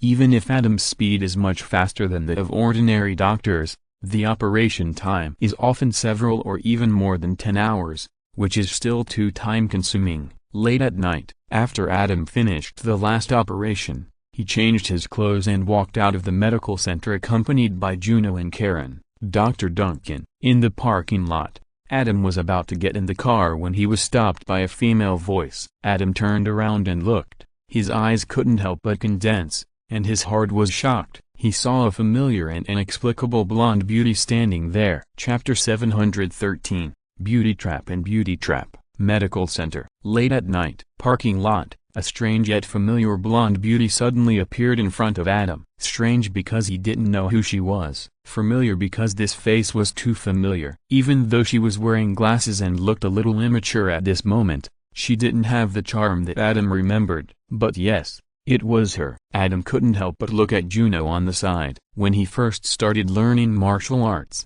Juno used the blonde beauty's famous trick on him, the deadly scissor kick. Is there a problem? Juno spoke with her eyes. That's right. Adam and Juno already had Matthew Lily's classic skill, eye contact. It's not clear yet, but there is probably a problem, Adam replied with his eyes. Although he didn't know what the blonde beauty's identity was in the American TV world, the other party's famous Black Widow agent image still made him wary. He had just become popular, and she appeared immediately with such an image, which made it hard for Adam not to associate. As for the other party's youthful schoolgirl dress, Adam had reason to suspect that she dressed like this on purpose. Adam's acting skills, which were forced by Amazing Amy, were completely incomparable to the legendary Black Widow. Then he felt angry.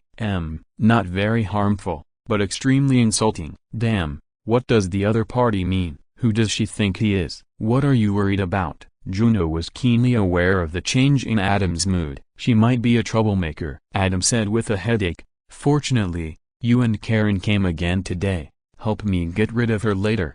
2 days ago, Heather helped the frightened little girl find her mother, and then took Tatiana away from New York and returned to the estate in Texas. She didn't want to delay Adam's business. Juno and Karen also went back for 2 days. After all, Juno is also an intern, and she will take the residency exam in 2 days, so she can't stay with Adam for a long time. She came back today to take time to help Rachel deal with some things, just now in the hospital. Adam also joked, are you planning to set up the Little Red Riding Hood army? Juno smiled and asked back, is it not good? The two looked at each other and dropped the topic. Now, Adam is very glad that Juno is here. With Adam's current strength, even if the other party is really the Black Widow, Adam can confidently look back at her and smile evilly like the Hulk, who has the strongest fighting power in the Avengers, not to mention that the other party is 98% unlikely to be the Black Widow. It is impossible to be afraid. Adam just doesn't want to get involved in such trouble, and although he is not afraid of being investigated, but the people around him are not. Juno is not to be mentioned. He believes in her strength,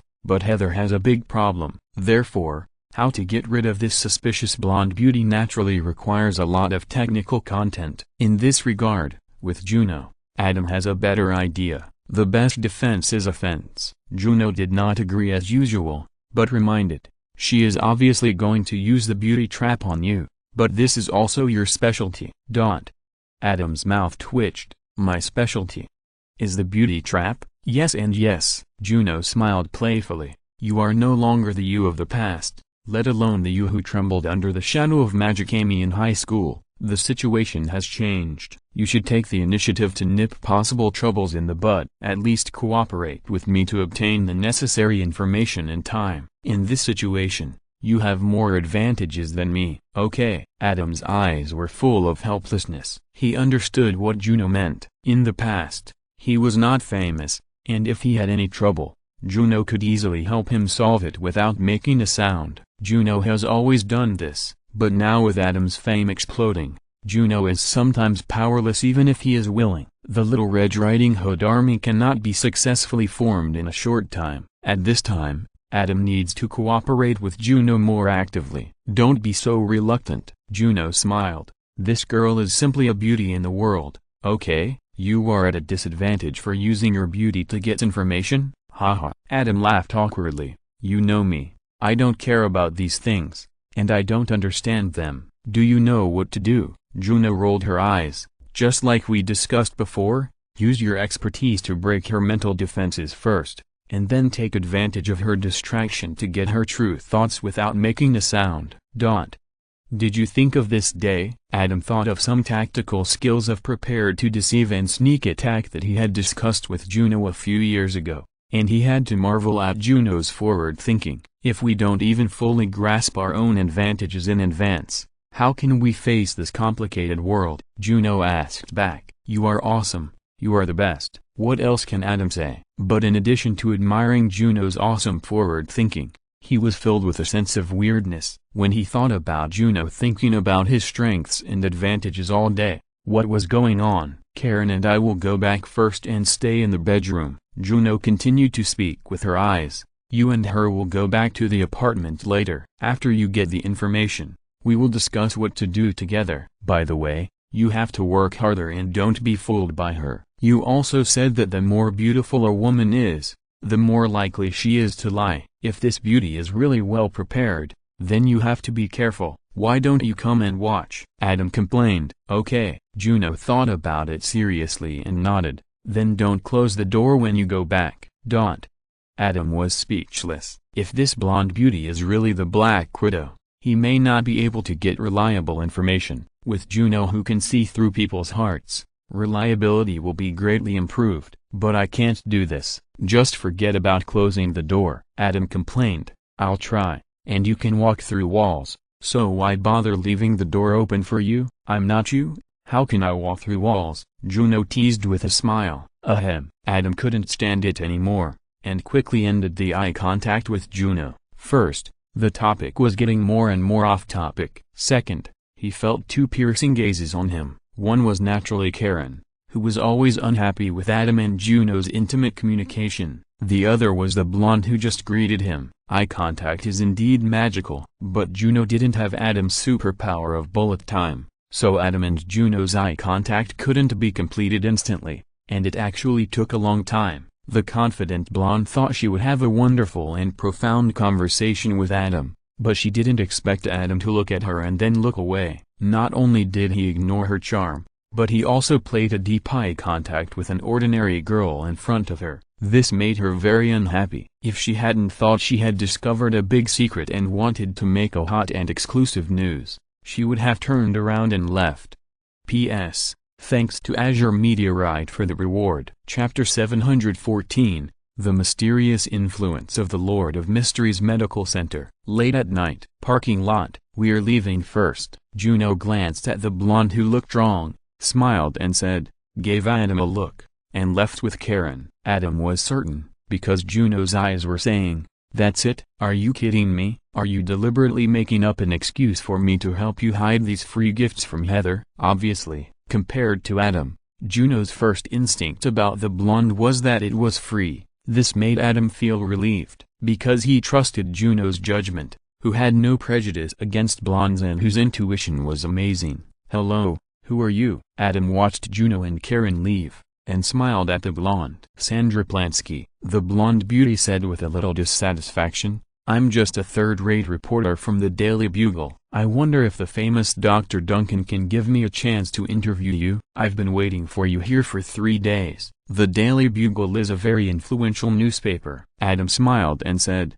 how can there be a third-rate reporter who can get in? I'm sorry to have kept you waiting for so long. As you know, the surgery for the victims of the cruise accident was barely completed tonight. I haven't left the operating room for 3 days. How did the surgery go? The young and immature Black Widow took out her shorthand notebook and looked like she was getting into work mode. Most of them were saved. Adam shook his head and said, but there are still some who are too seriously injured. That's a pity. Sandra asked, has the final death toll been determined? So far, 87 people, Adam said. Sandra asked for some more details, and then turned from the cruise accident to an interview with Adam personally. This kind of interview with him directly standing next to the car in the parking lot didn't seem like a honey trap. Adam once thought he was overthinking. Even though the young and immature Black Widow was very tempting, Adam decided to say a few perfunctory words and leave for the sake of caution. After all, Black Widow left a very deep impression on people. He was driving a sports car, not a bus, and he didn't want to cause so much unnecessary trouble. Dr. Duncan, what made you give up your original career as a writer and choose to be a doctor? Sandra asked. Writer is just a whim of mine. Adam smiled and said, doctor is what I have been pursuing since I was a child. Oh, really? Sandra's tone changed, and she said rather sharply, I thought you knew that your novel The Lord of Mysteries had a very bad impact, and you felt guilty. So you chose the profession of doctor to relieve your inner guilt by curing diseases and saving lives. What did you say? Adam's eyes condensed. The Lord of Mysteries tells of many indescribable evil gods. Sandra stared at Adam. There are so many mysterious organizations in it, such as the Tarot Club. In the past 2 years, the tarot card serial killer that appeared in England. Do you dare to say that he was not influenced by the Lord of Mysteries? Sandra Plansky? You are the reporter. Adam suddenly realized, yes, it's me. After seeing that Adam finally knew who she was, Sandra proudly raised her head and chest. It seems that you still care about it in your heart, otherwise you would not know about this news far overseas, let alone remember my name. If it were you, you would be implicated and slandered for no reason.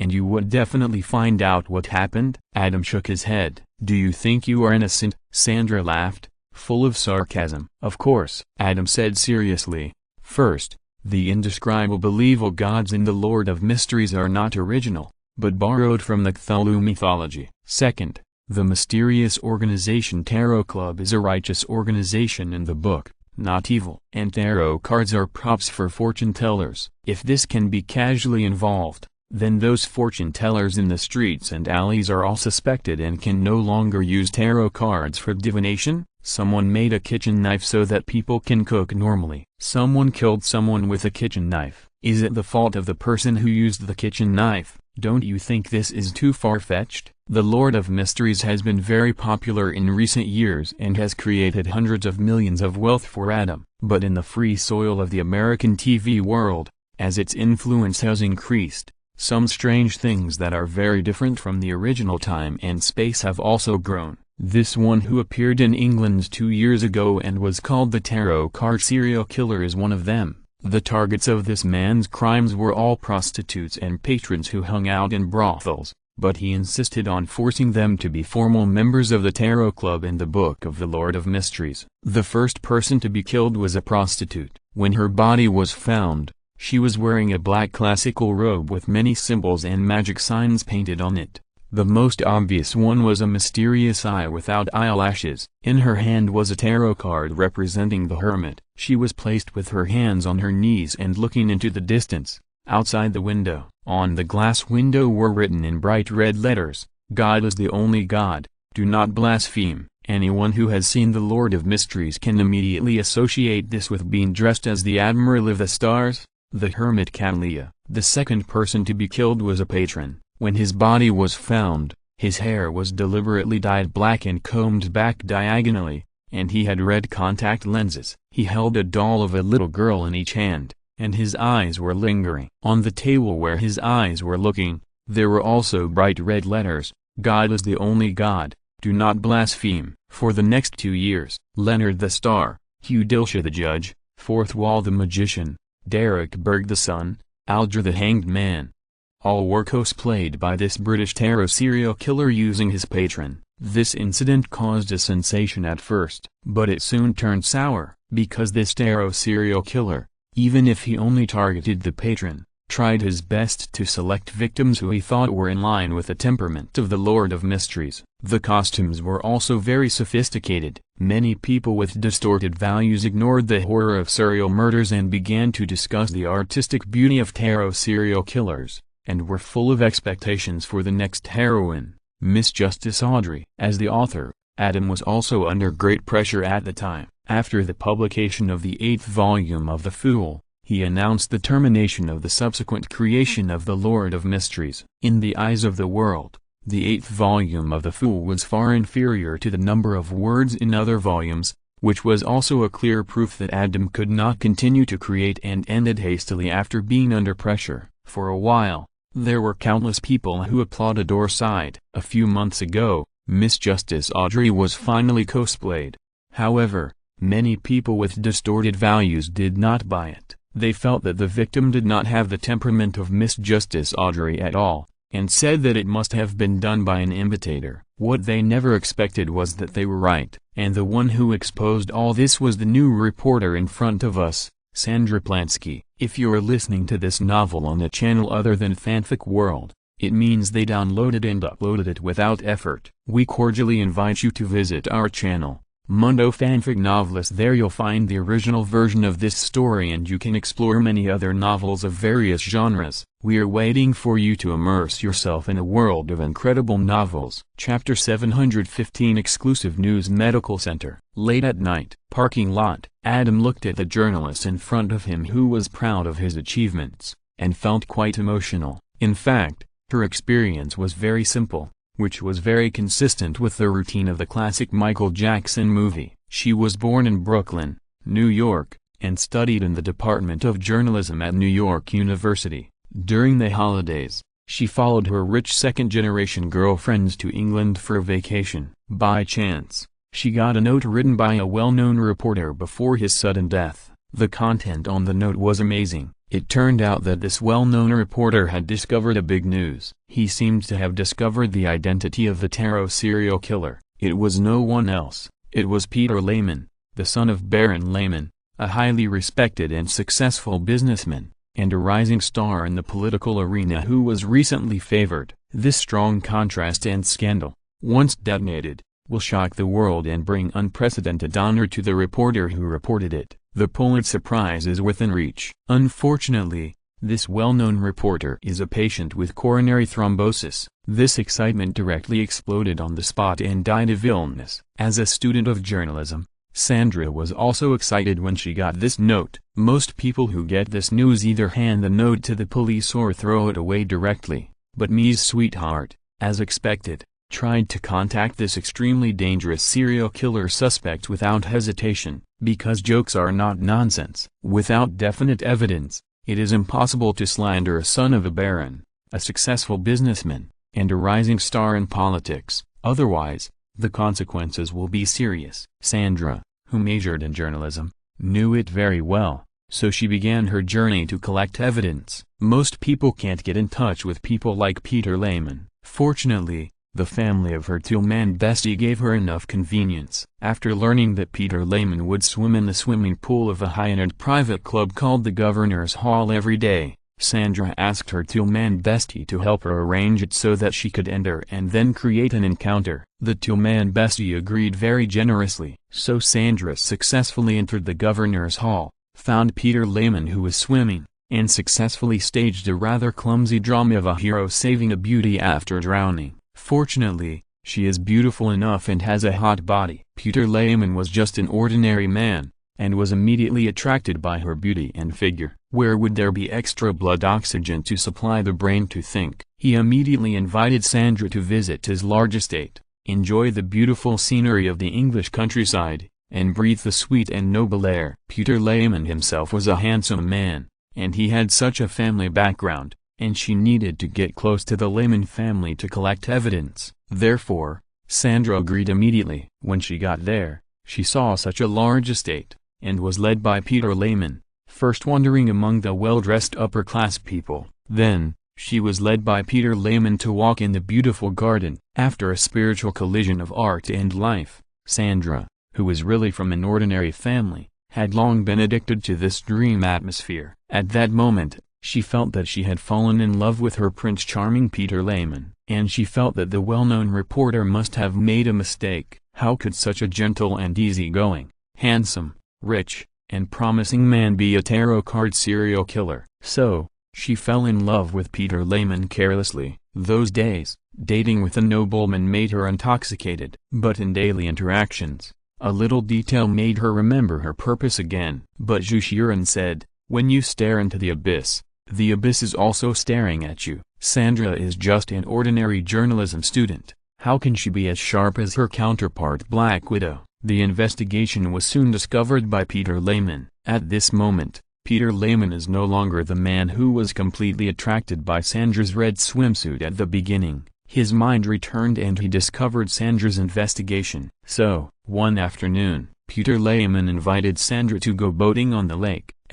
The noble manor is so luxurious that it has its own private lake. There is a reason why Adam and other new money are despised by these old money. In terms of family background and personal enjoyment, there is really no comparison. When the boat swung to the center of the lake, Sandra had not reacted yet, and she was still smiling happily and flirting with Peter Lehman. In her eyes, Peter Lehman was still her Prince Charming before he was completely convicted. Suspicion was just suspicion. What's the big deal? But she never expected that Peter Lehman was too lazy to pretend and just came clean. Life is so ironic and tragic. Peter Lehman looked at Sandra with a sad face and said, "I saved you from drowning in the swimming pool and spent a happy time with you, but now we are back to square one and you are drowning again." What? Sandra finally stopped laughing. "I know you're investigating me." Peter Lehman spread his hands and said, "You probably already know that I killed Betty, the victim who was complained about not being worthy of being cosplayed as Miss Justice Audrey. I have no way out.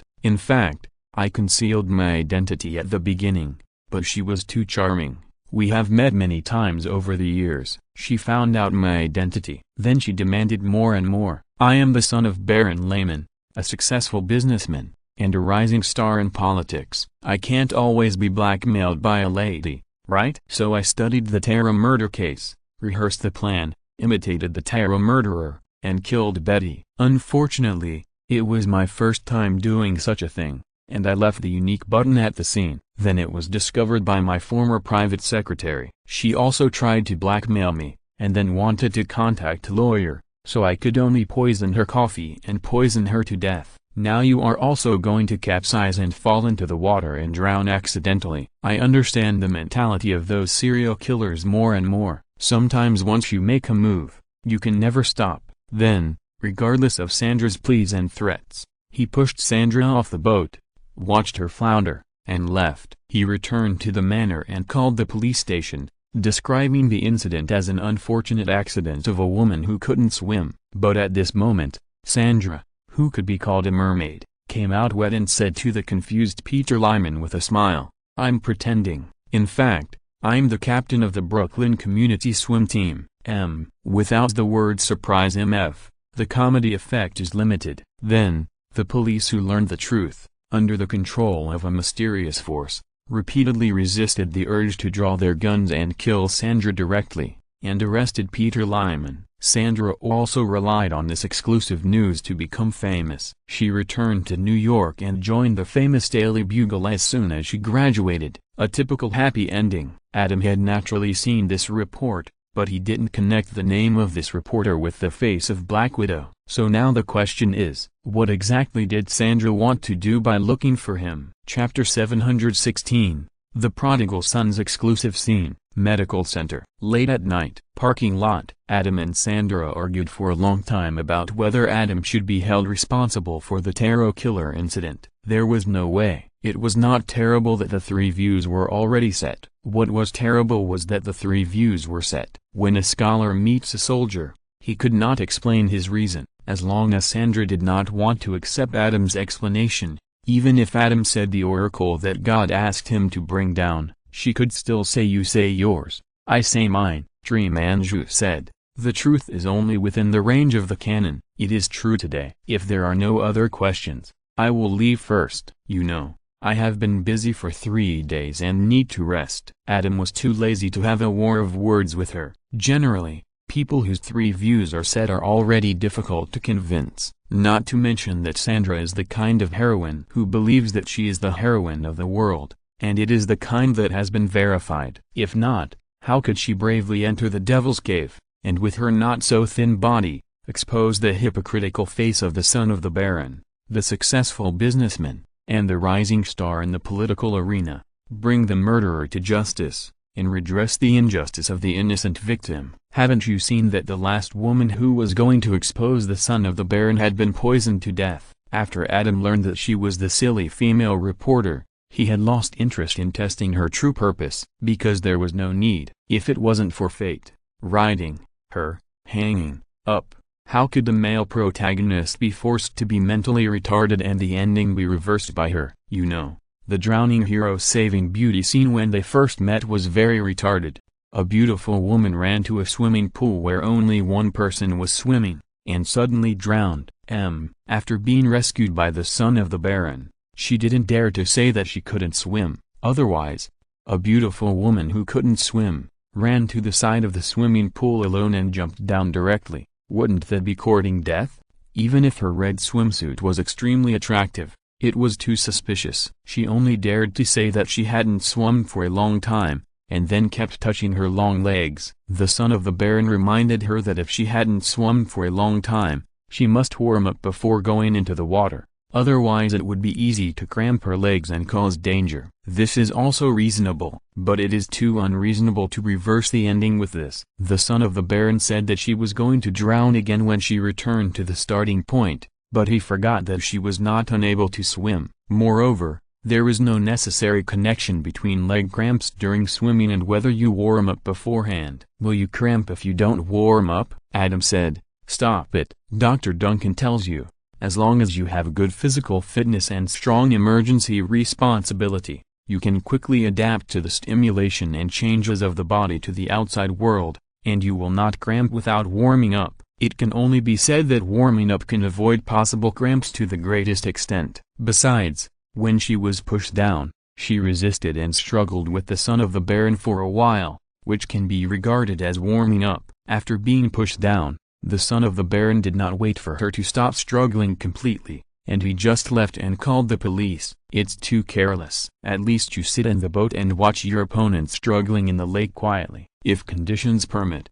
raise the goblet in your hand to your opponent who is struggling and looking at you with resentment. Taste the high-end red wine elegantly and comfortably, and smile mysteriously. Then row the boat slowly, sing a little song, return to the manor to take a shower, change clothes, and then walk to the phone calmly. The moment the phone is connected, the expression does not change, but the tone has become panic, worry, eagerness and other reasonable tones. Unfortunately, there is none. Facing this kind of forced cheating Sandra, after experiencing his ex-girlfriend Amazing Amy, Adam has broken the aura of invincibility of forced cheating in his heart. Of course, he will still be cautious, but he will not worry too much. Since you can't communicate with her, there is no need to entangle. Not everyone has the opportunity to listen to the cry of truth. "Rest," Sandra said provocatively, Are you sure you can fall asleep when you go back at night? I heard that you have spent almost all this year in the hospital and slept very little. Do you not want to close your eyes and see those innocent victims? Adam's mouth twitched. Obviously, all interns work day and night to learn medical skills to save people, but he showed off a little more. But in her mouth, it became that he felt guilty and couldn't sleep. This kind of filter that is like a great shift in the universe is really terrible. He is not afraid of naivety, but as a media organization, he has a destiny to some extent, and he has a naivety that is full of malice and is staring at him, so he must pay attention. Adam decided that he must correct her settings and let her truly understand and support the truth. Adam, who was about to leave, stopped and turned to look at the provocative Sandra, raised his eyebrows and said, "For you, I can sleep less." Sandra was stunned, and then the arc of her mouth could not be controlled. Ah, man, she knew it would be like this. How can anyone really resist her charm? This is the real you. Sandra raised her chin and smiled contemptuously. Many people have said this to me, and I am glad that you say so too, but I will never date you. Got it? Got it? Adam smiled. This is almost a famous scene for prodigals. He understands. In The Big Bang Theory, when Rajesh was completely overwhelmed by being included in the magazine's list of 30 outstanding people under the age of 30, Sheldon and his friends discussed finding a new friend to replace Rajesh. This friend should be someone they can trust, support them, love technology, be rich, live in a cool house by the sea, and hold regular parties there, where there are many beautiful women. Leonard summed it up vividly. Iron Man. In the original Time and Space, Sheldon, Leonard and his friends had no hope of becoming good friends with Iron Man, but now, they can have a good friend like Iron Man. And Adam is not just an Iron Man-like character, but a combination of Iron Man and Doctor Strange, because he can also do magic. If you want to give him a superhero name, maybe you should call him Dr. Iron. It sounds more domineering than Iron Man. It also fits his identity very well. After all, he is really a doctor. Therefore, Adam not only experienced Iron Man's treatment of beautiful women in advance, but also the object was the Black Widow that Iron Man could never reach. Fate is so wonderful. Duncan apartment. Here we come. Juno, who was in the guest room, heard the noise and said with a playful smile, "It's really intense." Adam is not going to treat her as a human being. Juno is Adam's best friend. No need to talk, no need to look at each other, or even look at each other. Juno can accurately grasp Adam's mentality at this moment with just a little movement. 2 hours later. Fortunately this person has bad intentions, otherwise Heather would really have met her match. Juno muttered to herself. She knew Adam's ranking, Heather's appearance, figure, and tacit cooperation with Adam ranked first in comprehensive results. But now, looking at this posture, this female reporter is really trying her best tonight. People are selfish animals. No matter how good the tacit cooperation is, sometimes it is not as good as unilateral unbridled pleasure. Just like no matter how good the main course is, sometimes it is not as good as pickles. And look at the appearance and figure of this female reporter. Although Juno only glanced at her and the other person was still wearing glasses, Juno could tell at a glance that the female reporter was more beautiful than Heather. As for her figure, they were equally matched, each with its own merits. To say that she was a beauty was no joke. And now, Juno was even more certain of this statement. Chapter 717. Damn it Tilda. Duncan apartment.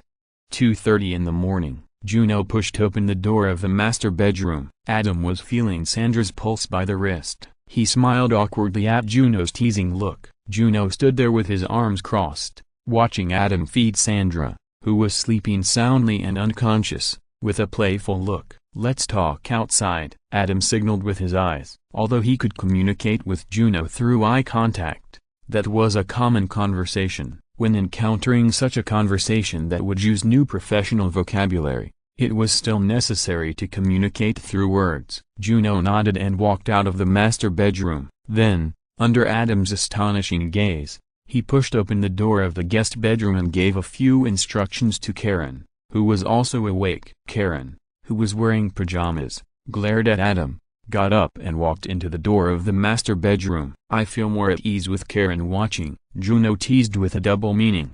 How do you feel now? The taste of the witch is really good. Let's talk about business. Let's talk about business. Adam smiled awkwardly. Juno did this, firstly to prevent the bloody plot that their conversation was overheard by Sandra. Secondly, it was also to prevent some unspeakable bloody accidents. Karen is a nurse, very professional. As for Juno's quoting of the famous saying of Emperor Rosalind the Lord of Mysteries, Adam did not help but sigh before. He did not think that Juno overheard his sigh. It was just that this sentence was too appropriate. Juno guessed that it was not surprising at all. If she guessed that Adam thought of Howard at that time, Adam would be shocked. It was just for a moment. As for why he suddenly thought of Howard, of course, it was because Howard was a little genius in the field of fork worms. As an outstanding graduate of MIT, the professional subdivisions in robot hands, robot mouths, robots, robot girlfriends,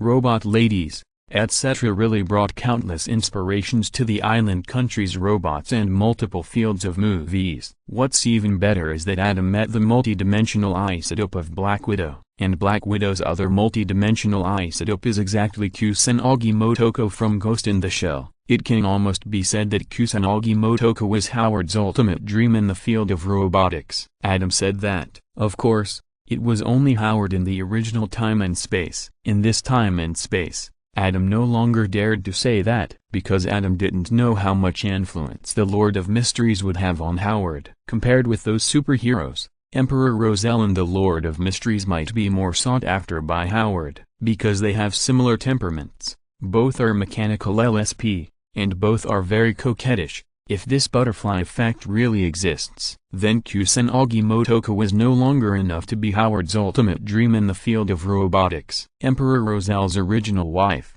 Matilda Gustav, is, because there is reason to suspect that Empress Matilda may be the god of steam and machinery. Matilda's body is a mechanical girl created by Emperor Rosal under the guidance of the god of steam and machinery. It is the divine vessel of the god of steam and machinery. A mechanical wife with the goddess soul at home, a seductive witch who is really good outside, traveling to another world, inventing steam, improving sailing ships, starting the Industrial Revolution, fighting wars in the South and the North, calling himself Caesar, long curly chestnut hair, blue eyes, high nose bridge, thin lips, and two beautifully groomed mustaches. Isn't this a picture? Whether it's appearance, hobbies, habits and style, anyone knows that this is him, Howard Wolowitz. If he traveled through time, what Howard did would be exactly the same as what Emperor Russell did. Adam is looking forward to meeting Howard in the future and asking him what his ultimate dream is now. In the study. So,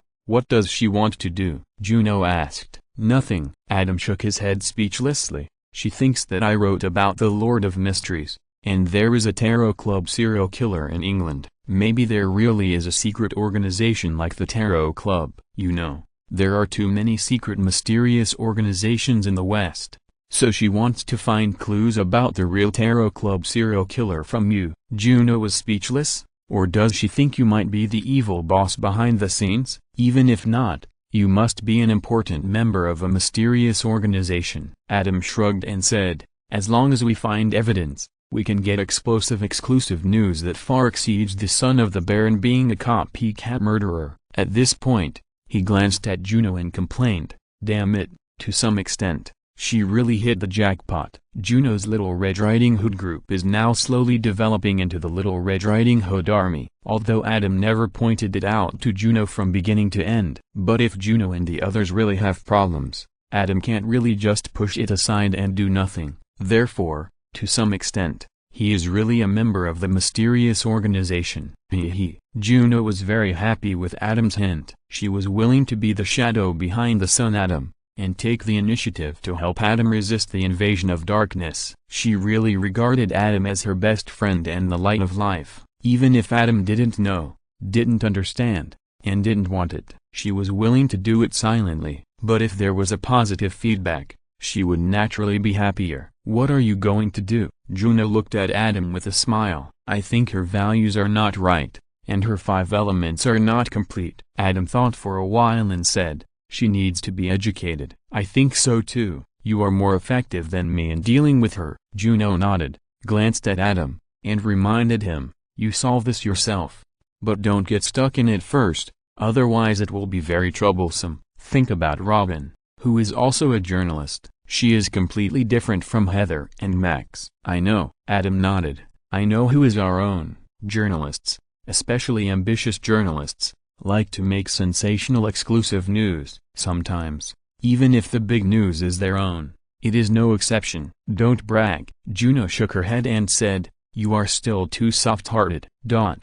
Adam was stunned. He is too soft-hearted, is he? How come he doesn't know? But looking at Juno's serious eyes, Adam was relieved. In this regard, Juno is the most professional. She said it was.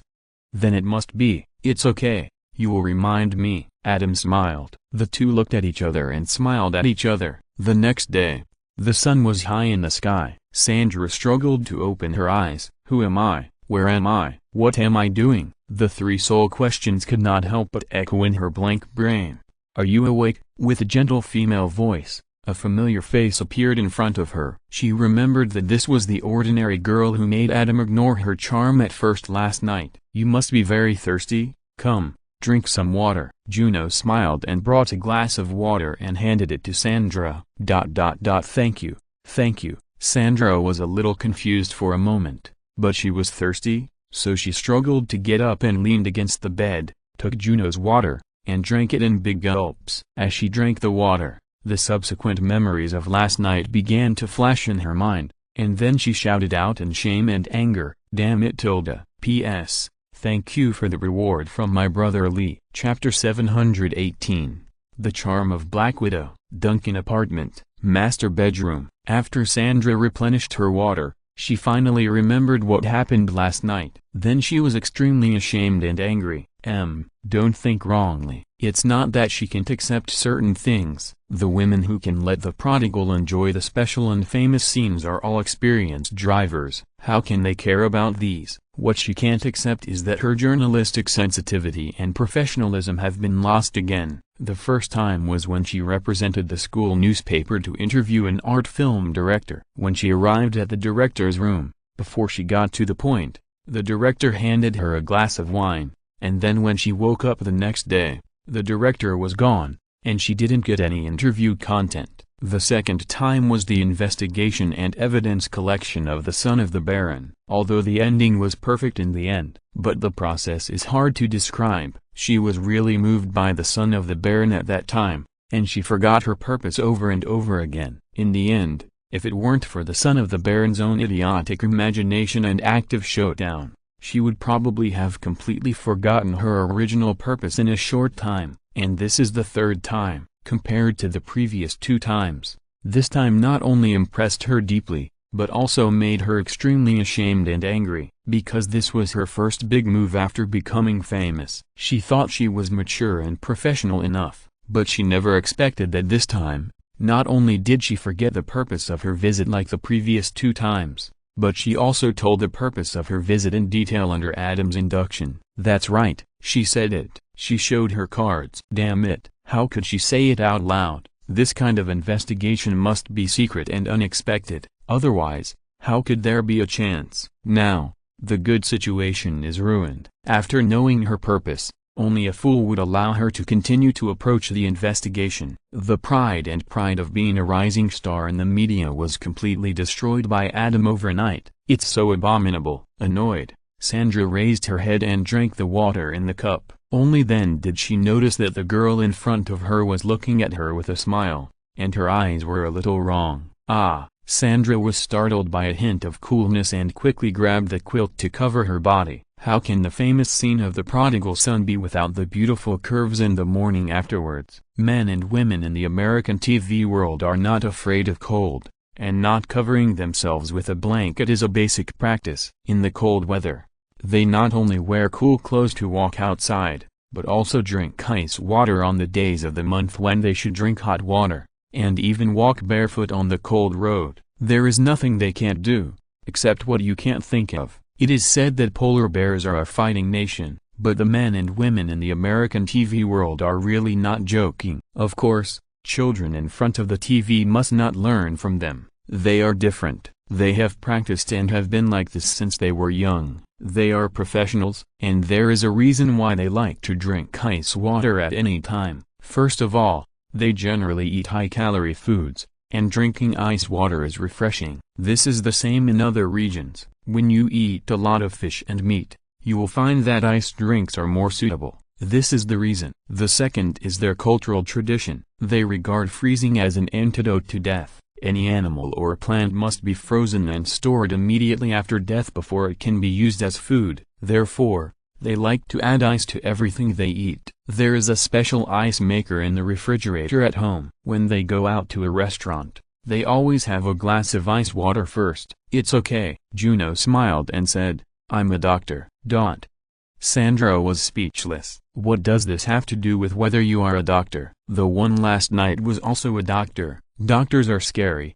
Okay. In the world of American TV series, there are almost no public baths, regardless of gender, because you can never know what kind of person you take a bath with is. Please clean up first. Adam ordered breakfast for you. Come out and eat later. Juno smiled and said, "I'll go out first." Wait, he ordered breakfast for me specifically? Sandra said in disbelief. Yes, Juno nodded. It should suit your appetite. You should still have an appetite, right?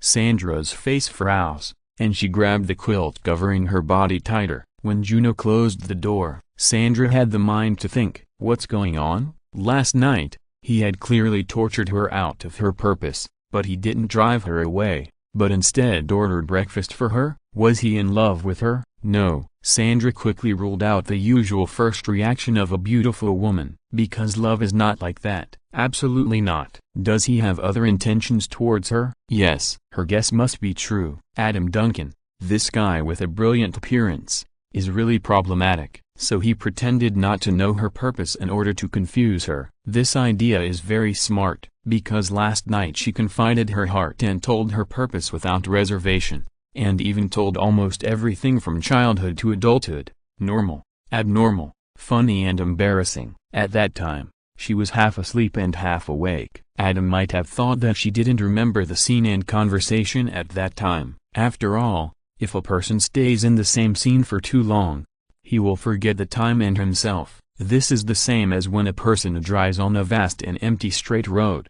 It is easy to get sleepy after a long time. In this case, it is better for Adam to pretend that he knows nothing. What else can he do? Drive her away angrily? That would only expose that he really has a problem. And is she the kind of woman who gives up easily? Even if she can't get close to investigate, she can still take her time outside. As long as she doesn't give up, she will always find his flaws over time. And if she pretends not to know, let her think that he doesn't know her purpose, and continues to secretly approach to investigate. Then once she can't find anything, she will soon lose interest and look for new news clues again. She will only suspect that others have problems. How could she suspect that there is something wrong with the things she has found with great difficulty? This is the smart choice. But he made a mistake. Her memory has always been very good. Even in that environment, she still remembers what she did. Now he doesn't know that she knows that he knows her purpose. Although many subsequent situations may be illusions he deliberately revealed. But there is always a loophole.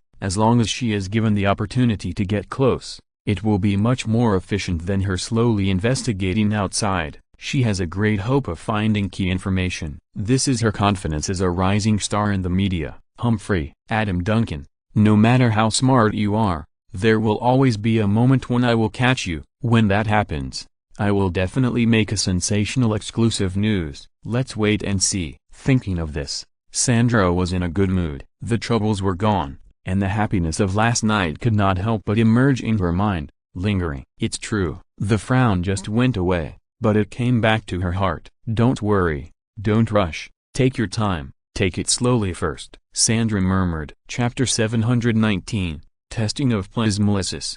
2 days passed quickly. The interns had the final exam that would decide their fate. It would test what they had learned during the internship and determine their residency specialty. Everyone was very excited. Medical center. The search and rescue team found the missing climber and sent him to the medical center for treatment. The interns who were supposed to be busy could only stand in the distance and watch. We should review, George reminded. That's review. The leader was naturally Christina, who stared at the climber who had just been sent in, whose hands, feet and nose were severely frostbitten and swollen like Kuang Feng's sausage mouth. How to treat frostbite. Rewarming. Avoiding premature surgery, unless it is due to autoamputation, which leads to deep infection. George replied subconsciously, in the past few weeks, in order to prepare for the final exam, it has become a habit to answer questions at any time. It really has become a habit. For example, when he went home at night to communicate with his girlfriend, Kelly, a senior resident in orthopedics, he would always let Kelly ask him questions. Kelly couldn't help but complain, "It's useless to divert attention like this." Christina was even crazier, pestering Dr. Burke, asking this and that, making Dr. Burke lose all his emotions. She wasn't afraid of failing a mere test. She wanted to get the highest score. She, Christina Yang, was never inferior to others in her life. "See, this is reviewing," Christina said casually. At this time, the ambulance brought another seriously injured and wailing climber. "He seems to have flailed chest. I haven't seen it before. Come with me. Let's go and take a look." Christina's eyes were straight, and she pulled Meredith over there, complaining as she walked, "Why do you have to take the test today when there are other days? What are you idiots doing here?" The people who were observing from a closer distance were seen by Dr. Bailey, who was busy running around because there was no intern to help. She was immediately angry, dragging the oxygen tank and scolding as she walked. "In a few hours, you will take the exam. The exam results will affect your future. The 5 interns with the lowest scores will be fired." "What am I doing?" "What are you doing?" "Don't force me to do it. Now, go back to study." Adam also has an exam, and he is still in the operating room doing surgery. Christina muttered. "What did you say?" Dr. Bailey's voice was getting louder and louder. "Nothing." Christina immediately left from the heart. "You are sensible." Dr. Bailey looked at their figures trotting away, and a smile appeared on the corner of his mouth. "Adam will definitely pass. Can you?" There are talented interns who failed because of poor condition. 3 years ago, there was a very good intern in the medical center. Before the exam, he worked 3 consecutive night shifts. He was so sleepy during the exam that he couldn't open his eyes, and finally had to do his internship again. In the past few weeks, she tried her best to give them time to review, and she directly helped them do many things that they were supposed to do. In the past few days, she did not even arrange a night shift for them, just because she did not want her interns to accidentally fail. She had done everything she could silently, and the rest was up to them. A few hours passed in a flash. A conference room in the hospital was set up as an examination room. The interns walked in 2s and 3s. "Is Adam not here yet?" After Christina came in, she glanced at them, winked at Meredith and George, and said gloatingly, "It seems that he is entangled in the operation." Meredith and George also smiled. "There is no way. Since the cruise ship accident not long ago, Adam has become famous, and his status in the medical center has risen to a higher level." The director and the dean used to maintain their dignity when they saw Adam. They still maintain their dignity now.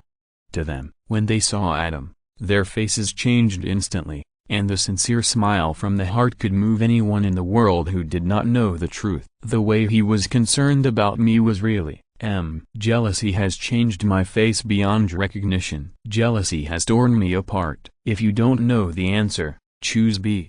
The answer is usually B. Christina reminded Meredith and George. She is a top student and has carefully studied the exam questions of previous years. Naturally, she has summarized a set of exam experience. Choose the shortest for 3 long and 1 short, and the longest for 3 short and 1 long. Choose B for 2 long and 2 short, and choose A for the same length. Choose D for different lengths, and C for uneven lengths. In the verification test, the answer is generally 2 long and 2 short. 5 minutes later. "What's going on?" Christina, who had sat down, did not see the invigilator handing out the test papers for a long time. She immediately raised her hand in dissatisfaction. "It's 9:03 in the morning now. The time has passed. Why haven't you taken the exam yet?" "Wait a minute." The invigilator was a kind-looking African-American woman. She smiled professionally, looked outside from the side, and then said, "Sorry, the exam time is 9:13. There are still 10 minutes. You can read the book first. Christina's mouth twitched. The exam time is always on the hour, even if it is not 9 o'clock. 9:10 will do. Why did you make it 9:13? Don't think I didn't see the eye contact between you and the nurse who was watching outside. It was clearly after the nurse made a 10 that you decided to change the exam time to 9:13 10 minutes later. As for why there was a nurse watching outside secretly, Christina didn't even have to think about it. It must be because of Adam. However, it is one thing to gloat over the misfortune of the plasmolysis, and it is another to jump out and target Adam in public. She is Adam's friend and can't do such a thing. Moreover, this kind of exam, although it is a national unified exam, because the exam room is set up in each hospital, the purpose of the assessment is also to test the results of the residency training program in the hospital. Therefore, the hospital has a strong autonomy. Not to mention that the exam time is slightly postponed by more than 10 minutes. Even if it is to postpone the exam, or an individual retakes the exam individually, as long as the hospital manager insists, it is all possible. And will the hospital manager do this for Adam's willfulness to squeeze in surgery? Do you still need to ask? In their eyes, Adam's behavior was not called willfulness, but putting the patient's life first. This is the sentiment of a great doctor. Sure enough, 10 minutes later, Adam came in a hurry. Please sit down and put your books away. The invigilator took a look and immediately entered the examination mode and began to distribute the test papers. Christina looked at Adam enviously, and then began to concentrate on writing the test paper. But before she had written for long, she saw Adam walk into the front with the test paper, handed it to the invigilator, and then left quickly. She noticed that almost everyone looked up, and their expressions were not right. Ahem, concentrate on the exam, don't look around, the invigilator reminded. Damn Adam, why so fast? Christina complained while writing furiously. Chapter 720. Let me guess, your last name is Gray. Medical Center. A group of interns are still taking exams. Adam has returned to the operating room to continue the operation. The exam is too easy for him. With this time, it is obviously a better choice to do more operations, save more lives, and increase life expectancy. So he did not deliberately suppress his speed,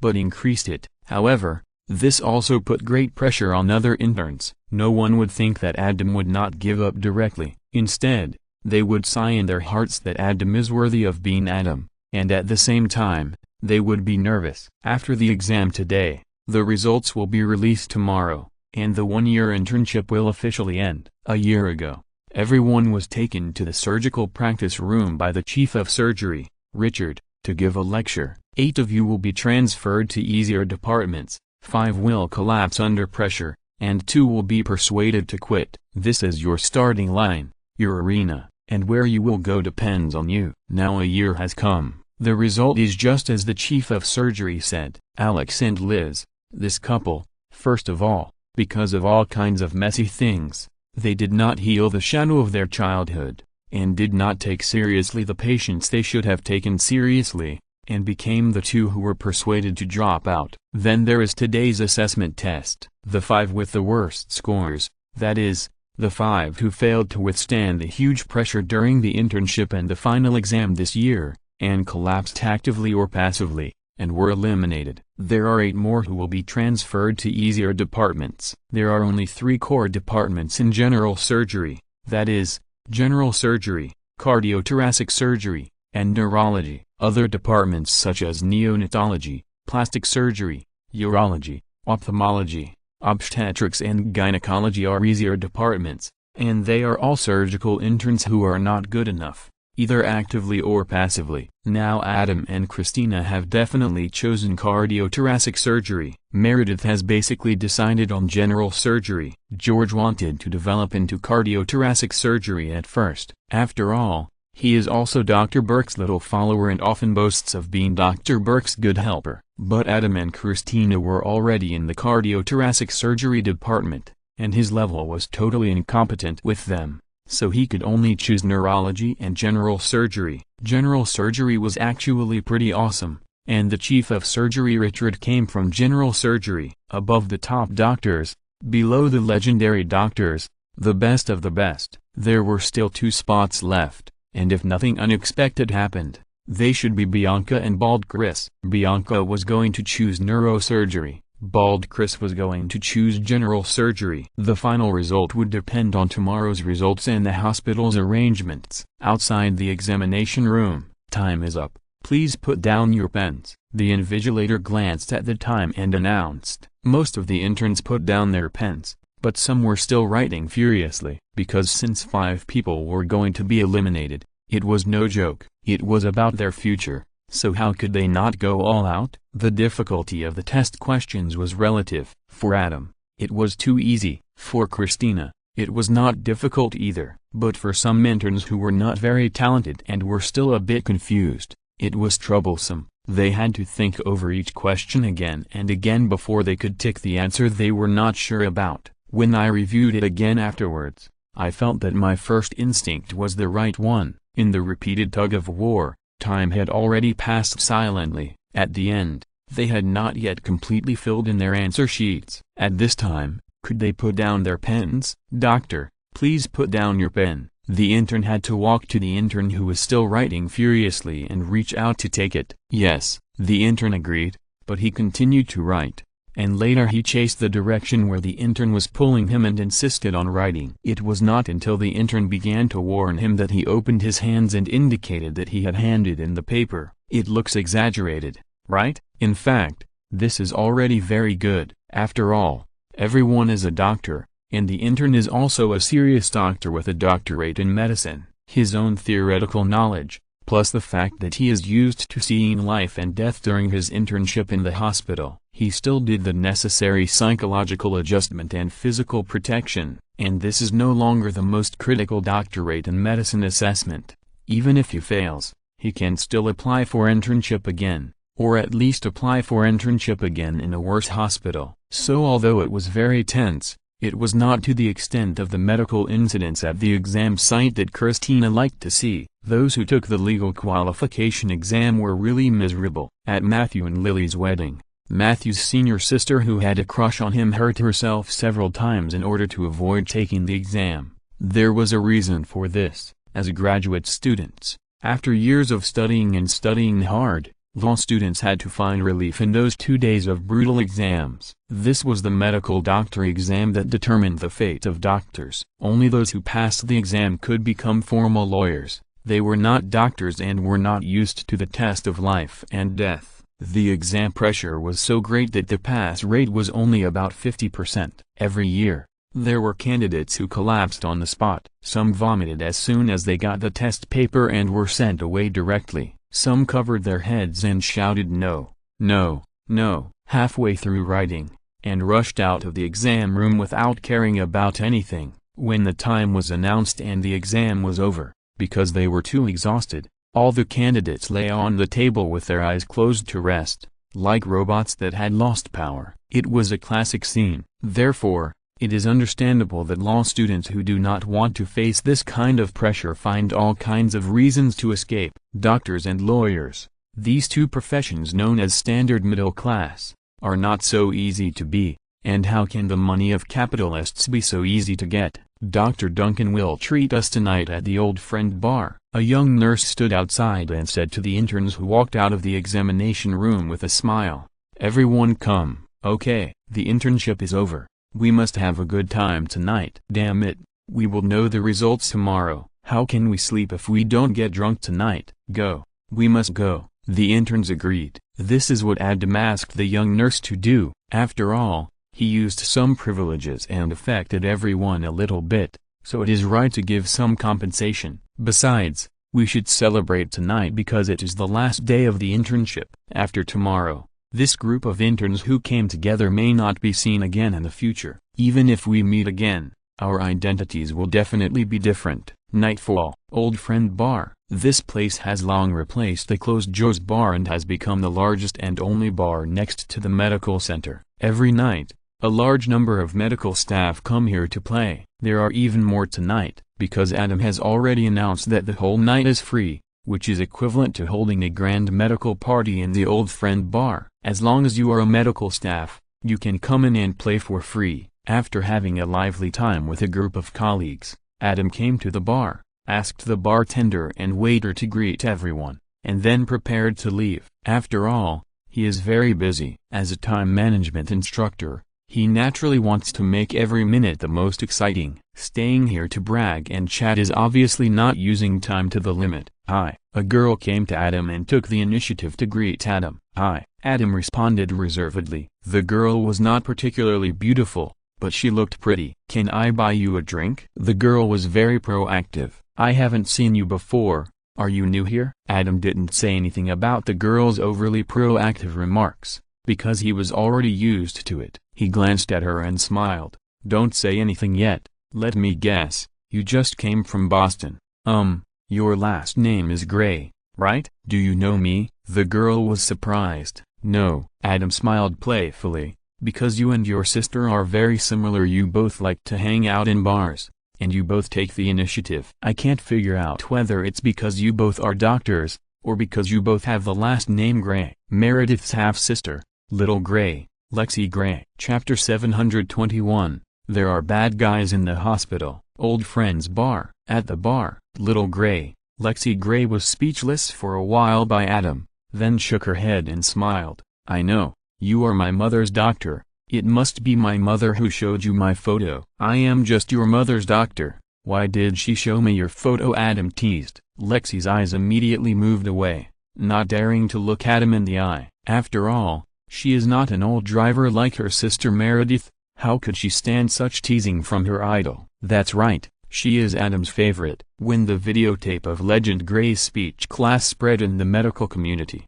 Lexi, who had seen the videotape, instantly became Adam's favorite. She is not an exception. Not to mention that Adam looks like this. Even if he looks like an alien, he can still have a deep conversation with Legend Gray on the podium as an intern, and answer the questions of a group of doctors freely. That demeanor and super strength are enough to make Adam an idol for medical students. The recent live broadcast of the rescue at the scene of the cruise accident has made this degree of favorite even higher. The videotape of the speech class was just a theory. For Lexi, who had a photographic memory and was always called Lexi Encyclopedia, it was still something she could imagine. But the actual operation of this on-site rescue was something that no doctor, not to mention a fresh graduate like her, dared to say that he could do. In the medical field that obeys authority, how could she not admire a powerful idol like Adam? I couldn't do it. Okay, no more jokes. Adam saw that Lexi was not an experienced driver like Meredith,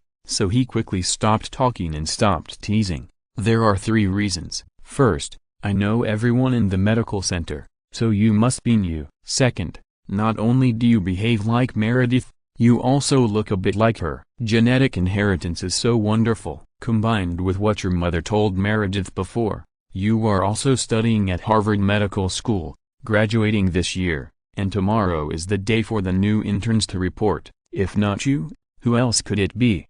Can you really remember everyone in the medical center? Lexi suppressed the fluttering of her heart and looked at Adam with wide eyes. My memory is not bad. Adam smiled reservedly. My memory is also good, but I can't do it. Lexi looked at Adam with burning eyes. The brain has limited capacity. Even as strong as Sheldon, many memories are locked up, and if they are not touched or called, they can't be remembered at all. It takes a lot of energy to memorize professional knowledge. Who would be like Adam and remember so many medical staff in the entire medical center? Hee. How is your mother recently? Adam smiled and changed the subject. She's fine. Lexi smiled and said, thank you very much. Although she still has hiccups, she can control it with daily massage and it doesn't affect her life anymore. When she said this, her face turned red. It was because of this that her parents' relationship became better. They were so old, but they still showed their affection in front of her. It was really unbearable, as long as it doesn't affect her life. Adam nodded. Surgery can actually solve her hiccups problem quickly, but her physical examination data is not particularly good. I am worried that once the operation is performed, there will be post-operative infection, so I didn't suggest her to do it immediately. I think so too. Lexi nodded quickly. There are many cases of minor illnesses being cured by surgery and becoming serious illnesses. Our family is very grateful to you. You graduated from Harvard Medical School, Why didn't you apply for internship at Massachusetts General Hospital? Adam asked curiously. I want to be closer to home. Lexi's eyes flickered and she said, and the New York Medical Center is also a very good teaching hospital. It is now as famous as the Massachusetts General Hospital. Remember to tell the chief of surgery and the dean this. Adam laughed dumbly. What kind of person is my sister? Lexi couldn't help asking. Adam looked at her expectant eyes and said thoughtfully, she is a complicated person, very sensitive. I'm afraid she won't be as easy to get along with as you think at the beginning. After all, your father left her and chose you. Now, with your mother's efforts, she is willing to slowly accept you. But the speed will not be too fast, especially you, because I have the fatherly love that she lost. Lexi understood and said sadly, in fact, I really want to have such a sister. But my father has never wanted to tell me more about her. She has a sister, who gave birth to a child at the medical center before. But that sister fell in love, got married and had children very early. Like countless ordinary girls, she didn't have many pursuits, and she didn't really have much resonance with her. She chose to be a doctor, was able to go to Harvard Medical School, and successfully graduated. It is impossible for her to say that she has no career ambitions in her bones. Therefore, when she knew that she had a half-sister, and this sister was also a graduate of Harvard Medical School like her, even if they had never met, it was inevitable that they would identify psychologically and be close to each other subconsciously. She had both parents and was loved since she was a child. How could she have any bad intentions? Take your time, she will accept you. Adam comforted. Really? Lexi looked at Adam with bright eyes. Of course. Adam smiled playfully, but the premise is that you have to pay attention to some rules. What rules? Lexi asked curiously. Rule 1.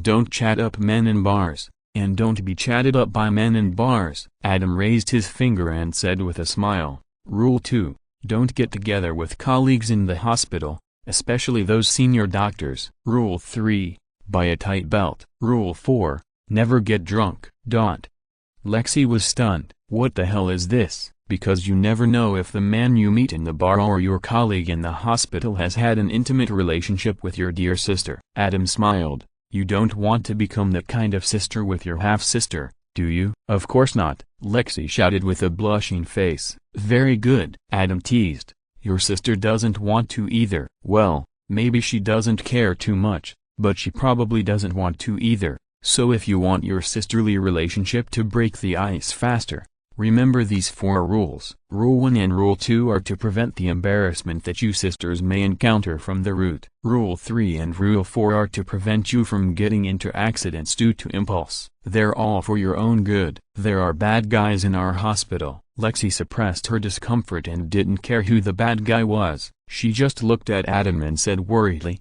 are you and my sister ... close? It's not what you think. Adam stood up and walked to Lexi's side. He paused and whispered, do you know what else you and your sister have in common? That is, you both took the initiative to buy me a drink, and then I refused. Where do you think these 4 rules came from? I summarized them. Lexi was happy at first, then disappointed, and finally happy again. She turned to look at Adam and whispered, I will definitely abide by these 4 rules. Can I be an intern under you? Let's see. Adam smiled non-committally. See you tomorrow, Dr. Gray. My name is Lexi. Lexi protested slightly. See you tomorrow, Dr. Duncan. If you're listening to this novel on a channel other than Fanfic World, it means they downloaded and uploaded it without effort. We cordially invite you to visit our channel, Mundo Fanfic Novelist. There you'll find the original version of this story and you can explore many other novels of various genres. We are waiting for you to immerse yourself in a world of incredible novels. Chapter 722 Adam's followers. The next day, the medical center welcomes new students. Adam and other old hands came early. When they were changing clothes,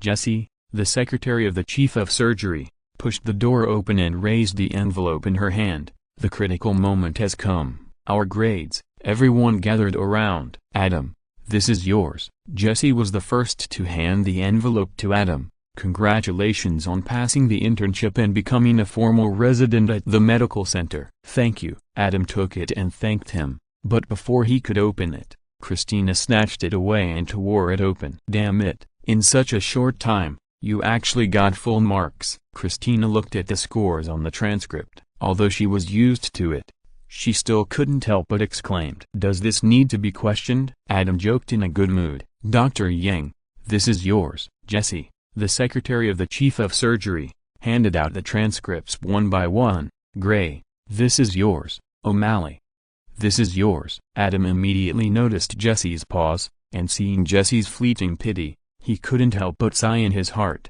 Poor George O'Malley is the secretary of the chief of surgery. Jesse must have known the test results of all the interns in the medical center in advance. Who failed and who was eliminated was also clear. Did you pass? Christina glanced at her own results and looked at her best friend Meredith. Of course, Meredith didn't have that confidence. She opened it and looked at it again and again. After she breathed a sigh of relief, she spoke in a confident tone. George, what about you? Meredith looked at George, who had been silent. You didn't fail, did you? Christina noticed the problem and snatched the report card from George's hand. Damn it, you really didn't pass? Dr. Bailey is really pissed off. Even if Alex and Liz were still here, they would have passed. You didn't pass? What on earth did you do? George raised his hands half in the air, holding the report card. Speechless, his fat face changed. He never thought that he would be one of the 5 eliminated. Being led by Dr. Bailey,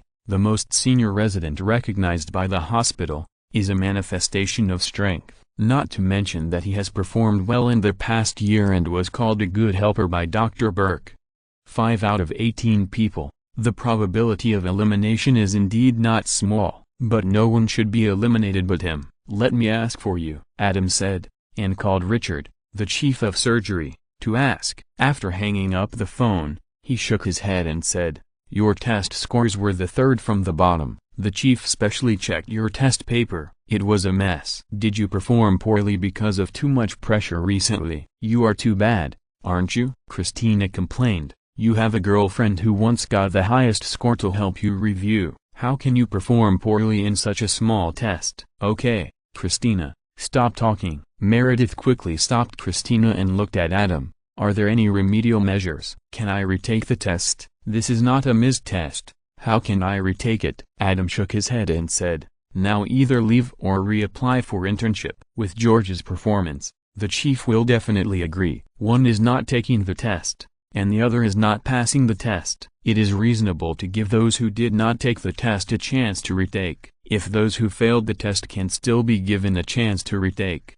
then wouldn't those who were eliminated be able to request a retake? And then there will be no limit to the nesting dolls? Re-internship? George's eyes widened. Will I follow you guys from now on? At this moment, he was extremely resentful of his girlfriend Kelly. If she hadn't put too much pressure on him, making him only think about showing off his boyfriend power and not reviewing well, and if she hadn't given him too much pressure, and made him think about the previous form of review during the exam, which made him think of his girlfriend's affairs when he saw those test questions. Otherwise, with his ability, how could he be the 3rd from the bottom? You still want to follow Dr. Bailey's butt? Christina sneered. First, your girlfriend took her position as chief resident. Now you have done this and embarrassed her. You should stay away from her for a while, otherwise, I'm afraid she will scold you to death. Speaking of this, I really can't figure out what qualifications Kelly has to replace Dr. Bailey and become the chief resident. Does she have the prestige of Dr. Bailey to mobilize other residents? Anyway, I won't listen to her. That's right, the vacant chief resident position has finally been settled. It's not the first candidate, Dr. Bailey. It's not the second candidate, Zuni. Instead, it was Kelly Torres, the unpopular orthopedic resident who ranked 3rd. The director did this for a reason. Adam explained, chief resident is just a position. It doesn't really matter whether Dr. Bailey does it or not. Because of her consistent behavior, she has won the respect of everyone. We residents are willing to listen to her, which makes her more of a chief resident than a chief resident. She has proven her management ability to the director. Now she needs to spend more time in the operating room instead of wasting time on arranging daily schedules and writing papers. Use her talent and perseverance to improve her professional level and become a top specialist doctor, or even go to a higher level. Haven't you heard the rumor? What rumor? Christina shouted. The director has been thinking about retiring. Adam said with a smile. That's why Dr. Burke, Dr. Shept, Dr. Montgomery, and Dr. Sloan are fighting overtly and covertly. They all want to compete for this position. But in fact, the person the director really likes is Dr. Bailey. It's just that she is still a resident and is not ready for this. She has both prestige and management skills. What does she lack now? Isn't it the status of a famous attending physician? And the position of chief resident will only slow down her growth. This is why the director chose this. So that's it, everyone suddenly realized. Adam, what about you? Christina asked. Will you be the chief resident by then? I think so, Adam said with a smile. After all, I have enough energy, and these are not big problems. Oh, Christina said with a strange smile. George, your girlfriend is miserable. She can only be the chief resident for 1 year. If Adam hadn't just been promoted to resident today, it would be difficult for her to be the chief resident directly. Otherwise, where would she be? George stood there blankly without any reaction. Obviously, being eliminated was a huge blow to him. Hey, you're back. Christina walked up to him and snapped her fingers. Are you stupid? Isn't it just that you were eliminated and have to do an internship again? Is this necessarily a bad thing? Have you forgotten who you can follow behind? Who? George asked subconsciously. Christina turned sideways to look at Adam. George looked in the direction and his eyes suddenly lit up. He realized that being able to follow behind Adam openly was really not much worse than Christina and the others following the attending doctor. No, not worse, but better. With Adam's status in the medical center and his enthusiasm for crazy surgeries, he would get much better resources than Christina, Meredith and the others if he followed behind Adam. There was actually no need to be embarrassed and hypocritical about following behind the former colleagues, because following behind Christina and Meredith might be laughed at by people who knew about it, but following behind Adam, there was no such worry at all. Others would only be jealous and suspect that he failed the test on purpose, and then wonder if there is a chance to repeat his genius trick. Dr. Duncan, intern George O'Malley reports to you. Fatty George swept away his previous depression and irritability, licked his flattering fat face, and looked at Adam. Ah, this. Adam's mouth twitched. Let's wait and see. It is the hospital's right to assign interns. I don't care, Fatty George shouted. Anyway, I will be your little follower in the future. Christina and Meredith stood there, smiling and watching the joke. Chapter 723 I'm not targeting you. Medical Center. Changing room. Adam. What do you mean? Meredith said puzzledly. George is our friend. He is in this state. Don't you want to accept him as your intern? Yeah, Christina said teasingly. When I think about the fact that we will have to train those rookies later, I feel overwhelmed. It would be great to have an experienced intern like George. How about, George, why don't you just come with me? Don't even think about it. George shook his head immediately. I, George O'Malley, would rather quit than follow you. Christina Yang. Oh my gosh. Christina was just teasing at first, but when she saw George saying that, her eyes widened. Okay, stop it. Let's talk business now. Meredith tried to smooth things over and looked at Adam. What's the matter? This. Adam hesitated. You know I am a person with aspirations. You have no aspirations if you train me. George's face turned black. It's not targeting you, Adam said sincerely. But I plan to try to implement the competition rules of the capable and the weak among the interns I lead. Well, it's the kind of real ability competition that is either talent or perseverance, so it is absolutely not allowed to have a close relationship with the superior doctor beyond the colleague. Seeing that Christina and Meredith's faces also darkened, he explained sincerely again, it's not targeting all of you. I just want to bring out a few real famous doctors. Just as Adam said to Christina before, he is preparing to compete for the position of chief resident,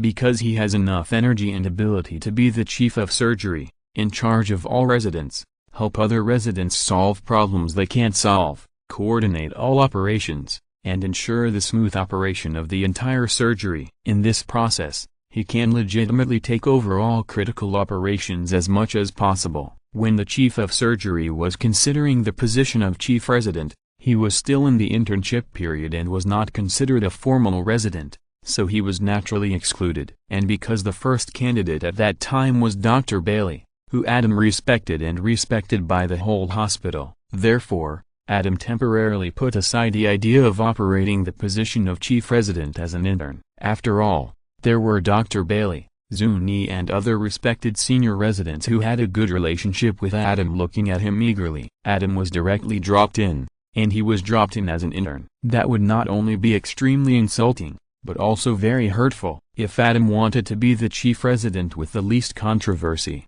he had to at least be a resident for a period of time, lead the interns, and show the third important ability of the teaching hospital besides medical skills and management, teaching. In the on-site first aid of the cruise ship accident not long ago, Adam's incredible medical skills and management ability were recognized. Now Adam naturally wants to pursue the best teaching ability. It would be best if he could directly cultivate a few famous doctors recognized by everyone. The first step is to establish rules so that the interns under his command can truly compete based on their medical skills. They all think about how to continuously improve their skills to gain more opportunities and establish a virtuous circle, rather than relying on sleeping with senior doctors to get a position. And these three people in front of him: Meredith, her boyfriend is Dr. Shept, the chief of neurosurgery; Christina, her boyfriend is Dr. Burke, the chief of cardiothoracic surgery; George, his girlfriend is Dr. Kelly Torres,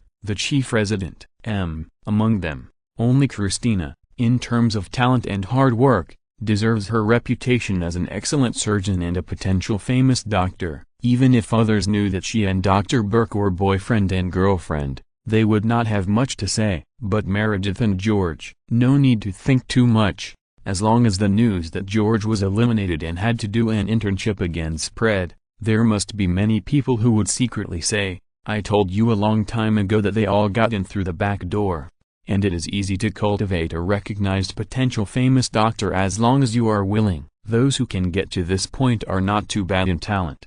And the main thing is perseverance and determination. Look at Christina. Even if she is a boyfriend and girlfriend with Dr. Burke, they spend every day in the hospital. The only time they went out for a date, they didn't even finish their meal, and they quickly rushed back to the hospital to save people. What they talked about every day was either medical skills or medical skills. Meredith, on the other hand, would often spend time with Dr. Shept, go out for some fun whenever she had time, and would often talk about all kinds of melodrama. Even if her excellence itself was not exaggerated, others would think that her title of an excellent surgeon was exaggerated. Adam wanted to demonstrate his teaching ability and train a few recognized famous doctors. He only needed to set the standard at the beginning and then strictly adhere to it, with the capable ones promoted and the weak ones demoted. With his ability and resources, it would not be too simple. There were also benefits to doing this. That is, the famous doctors trained in dispatch would become his die-hard supporters in the future,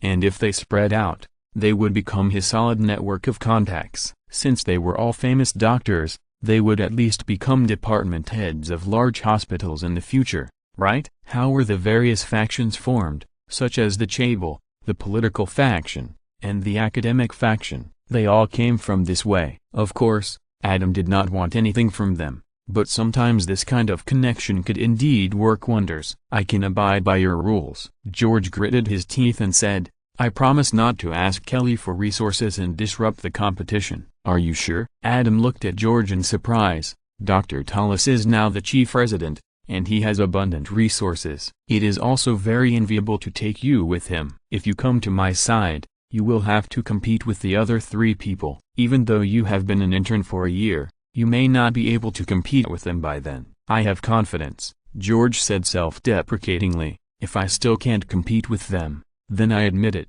"Okay then." Adam nodded helplessly. "Let's make it clear first. If you break the rules, then leave by yourself. Otherwise, even if we are friends, you can only sit on the bench. This is non-negotiable." "Yeah," George agreed decisively, looking full of confidence. Adam could only shake his head secretly. Now that it has come to this, it would be unreasonable to refuse again. In fact, Adam really didn't want to take George with him. Dr. Bailey is indeed a good doctor, but her former iron-blooded nickname of Nakui has long been destroyed by Meredith and the other careless people, who always can't bear to treat them. George, as a warm man, has also picked up a lot of bad habits in the process of following Meredith and the others. After a whole year of internship, he is not only not an advantage but a disadvantage with Adam. After everything was agreed and he changed his clothes, George followed Adam diligently. "Adam, where are we going now?" "Sorry, George." Adam stopped and looked at George seriously.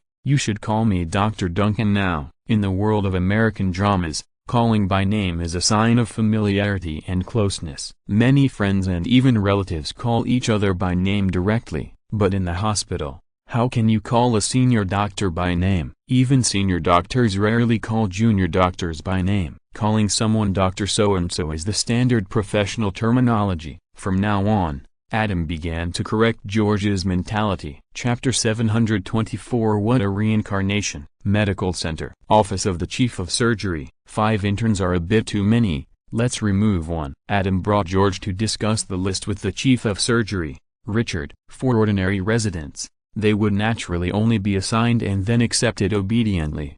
But in Adam's case, Chief of Surgery, Richard, of course, had to inform Adam in advance and let him choose freely, because he didn't know that George would follow Adam. Therefore, Chief of Surgery, Richard, selected 4 in advance, prepared their information, and waited for Adam's confirmation, and then announced it later. Adam took the information and looked at the list. He was very satisfied with the homework done by Chief of Surgery, Richard, in advance. He looked at George meaningfully and crossed out one of the names. George stood there awkwardly, with a little embarrassment on his fat face. 1 resident takes 4 interns?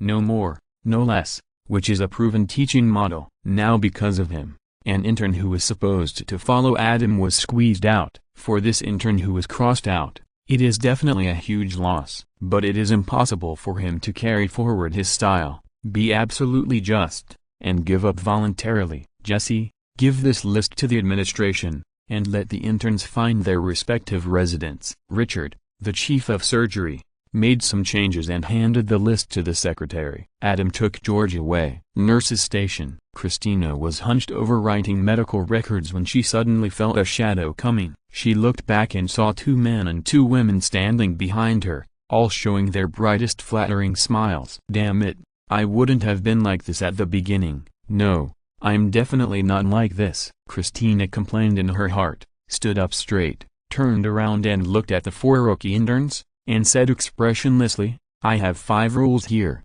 remember them." The 4 interns straightened up immediately, and 2 of them who believed in a good memory is not as good as a bad pen were holding shorthand notebooks ready to take notes. Rule 1, don't flatter. "Because I will always hate you, and flattering is useless." Christina glanced at everyone expressionlessly. She was a cold person herself, and this made the 4 rookie interns who followed her silent. Meredith was much better. Trauma rules, telephone list, pager, all here, take them. The nurse will call you if something happens. She led her 4 rookie interns and gently explained Rule 2, you must be on call, and you must run. Your first shift will last 36 hours from now on. Christina began to familiarize the 4 rookies with surgery, and explained the rules inherited from Dr. Bailey in the most indifferent tone. You are interns, small people, and the bottom of the surgical food chain. You have to do experiments, write medical records, and work all night. Do it until you collapse, and don't complain. Because she was walking in front and the 4 rookie interns followed behind, no one saw that Christina's expressionless face changed and was full of pleasure. A superhero said, happiness is doubled when it is shared, and pain is halved when it is shared, which brings happiness to the sufferer. Of course, for Christina, who is devout in medicine, the past year of internship was not considered suffering, so there was no sharing of pain, and then the happiness of having the pain. But she couldn't help but like watching these rookies suffer. 4 rookies, 4 times the happiness. Then they walked to the on-call room. This is the on-call room, which has always been occupied by attending doctors. You should sleep at the right time and place. Christina pushed open the door, motioned the rookie interns to take a look at the on-call room, and then looked at them coldly. Now let's talk about Rule 3. If I'm sleeping, don't wake me up unless your patient is dying. Then there is Rule 4. When I arrive, your patient had better not be dead. Otherwise, not only did you kill a patient, but you also woke me up for no reason. You don't want to face me like that. The 4 rookie interns nodded, looking like a living picture of chickens pecking at rice. What's the matter? Christina looked at the bald African man who raised his hand. Where is Rule 5? The bald African man asked cautiously. You only said 4. Rule 5? Christina sneered, changed from crossing her arms to crossing her arms, revealing the page around her waist, touching it, and said with great momentum, Rule 5 is, I act, and you act too. But something embarrassing happened to her. When they came to intern last year, when Dr. Bailey was talking about this, the pager just happened to ring, and then Dr. Bailey started to demonstrate this rule smoothly and ran with them. But now, no matter how Christina touched and tapped the pager on her waist, there was no response. This made Christina,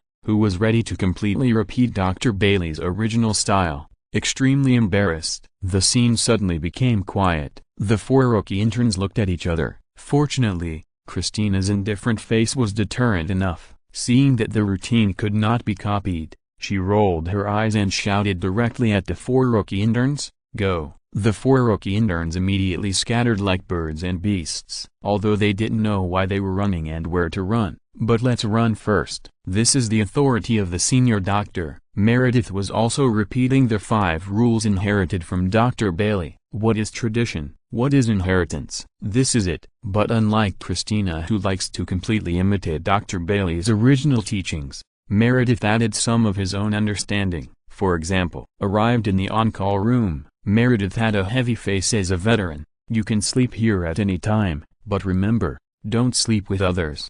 Especially don't sleep with the attending doctor. Believe me, this is definitely not a good idea. But unfortunately, her behavior not only did not work, but made the eyes of the 2 female interns sparkle. Adam's side was much more harmonious. 3 men and 1 woman stood in front of him. Let's introduce ourselves. Adam smiled. My name is John Carter. I graduated from New York University School of Medicine. I used to be a medical intern with Dr. Duncan in the emergency department of the medical center. Carter, wearing a white coat, was full of confidence. Adam glanced at him and felt that he was a little floating. He secretly decided to cool him down later. My name is Lexi Gray, and I graduated from Harvard Medical School. Lexi smiled at Adam first, then looked at her 3 companions. Gray? George asked in surprise. She is Meredith's half-sister. Adam nodded, then looked at Lexi. In the hospital, we all have to call each other by their last names. Although I know you don't want to, in order to distinguish you from Meredith and prevent others from calling you by the wrong name, we will still call you Dr. Gray in the future. Is that okay? No problem. Lexi nodded helplessly. There was nothing she could do about it. With Alice Gray, the medical center now has 3 Dr. Grays. My name is George O'Malley. George smiled at Lexi. I'm your sister's friend. Adam's eyes fell on the last intern. This short man exuded pride and said indifferently, Neil Melendez, Johns Hopkins. P.S. Thanks to Jean Utong and the Eagle on the Beach for the reward. Chapter 725. 1 King leads 4 to bomb the medical center. Adam is meeting his 4 interns. Except for the last one, the other 3 are all acquaintances. Carter followed Adam in the emergency room.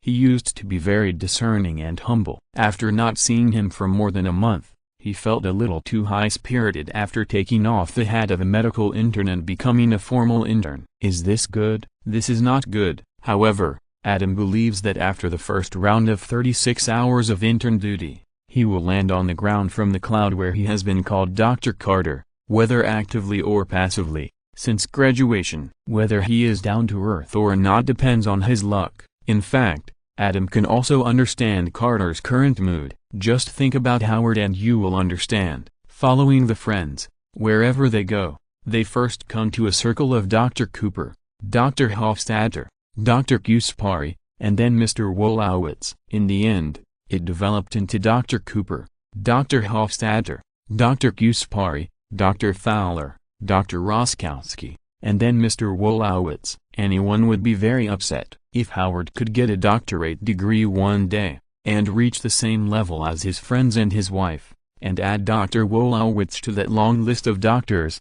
Howard would definitely go to the International Space Station again, and this time, there would be no need for any big rockets, and he would not be scared to scream and pee his pants. It would be like floating up to the clouds, breaking through the atmosphere, like a pocket-sized Jewish Greek god, Wolowitz, overlooking the planet. At that time, it is hard to say whether Sheldon, who keeps shouting "stupid Earthlings," is crazy, or Wolowitz is crazy. Look at Howard's embarrassing appearance when he went to the International Space Station and came back. He was so arrogant that everyone despised him. He could say anything about him being an astronaut who had been to the sky. Sheldon and his friends even made a bet on this, and they talked about a topic that was not related at all, betting whether Howard could still talk about him being a proud astronaut. As it turned out, astronaut Howard can really do it. Even his wife Bernadette lost interest in him because of his rocket-like way of being intimate. It is hard to say whether Sheldon's subconscious intuition that Howard would be arrogant after making up for his shortcoming of a doctorate degree was due to Howard's humiliating and spoofing. After all,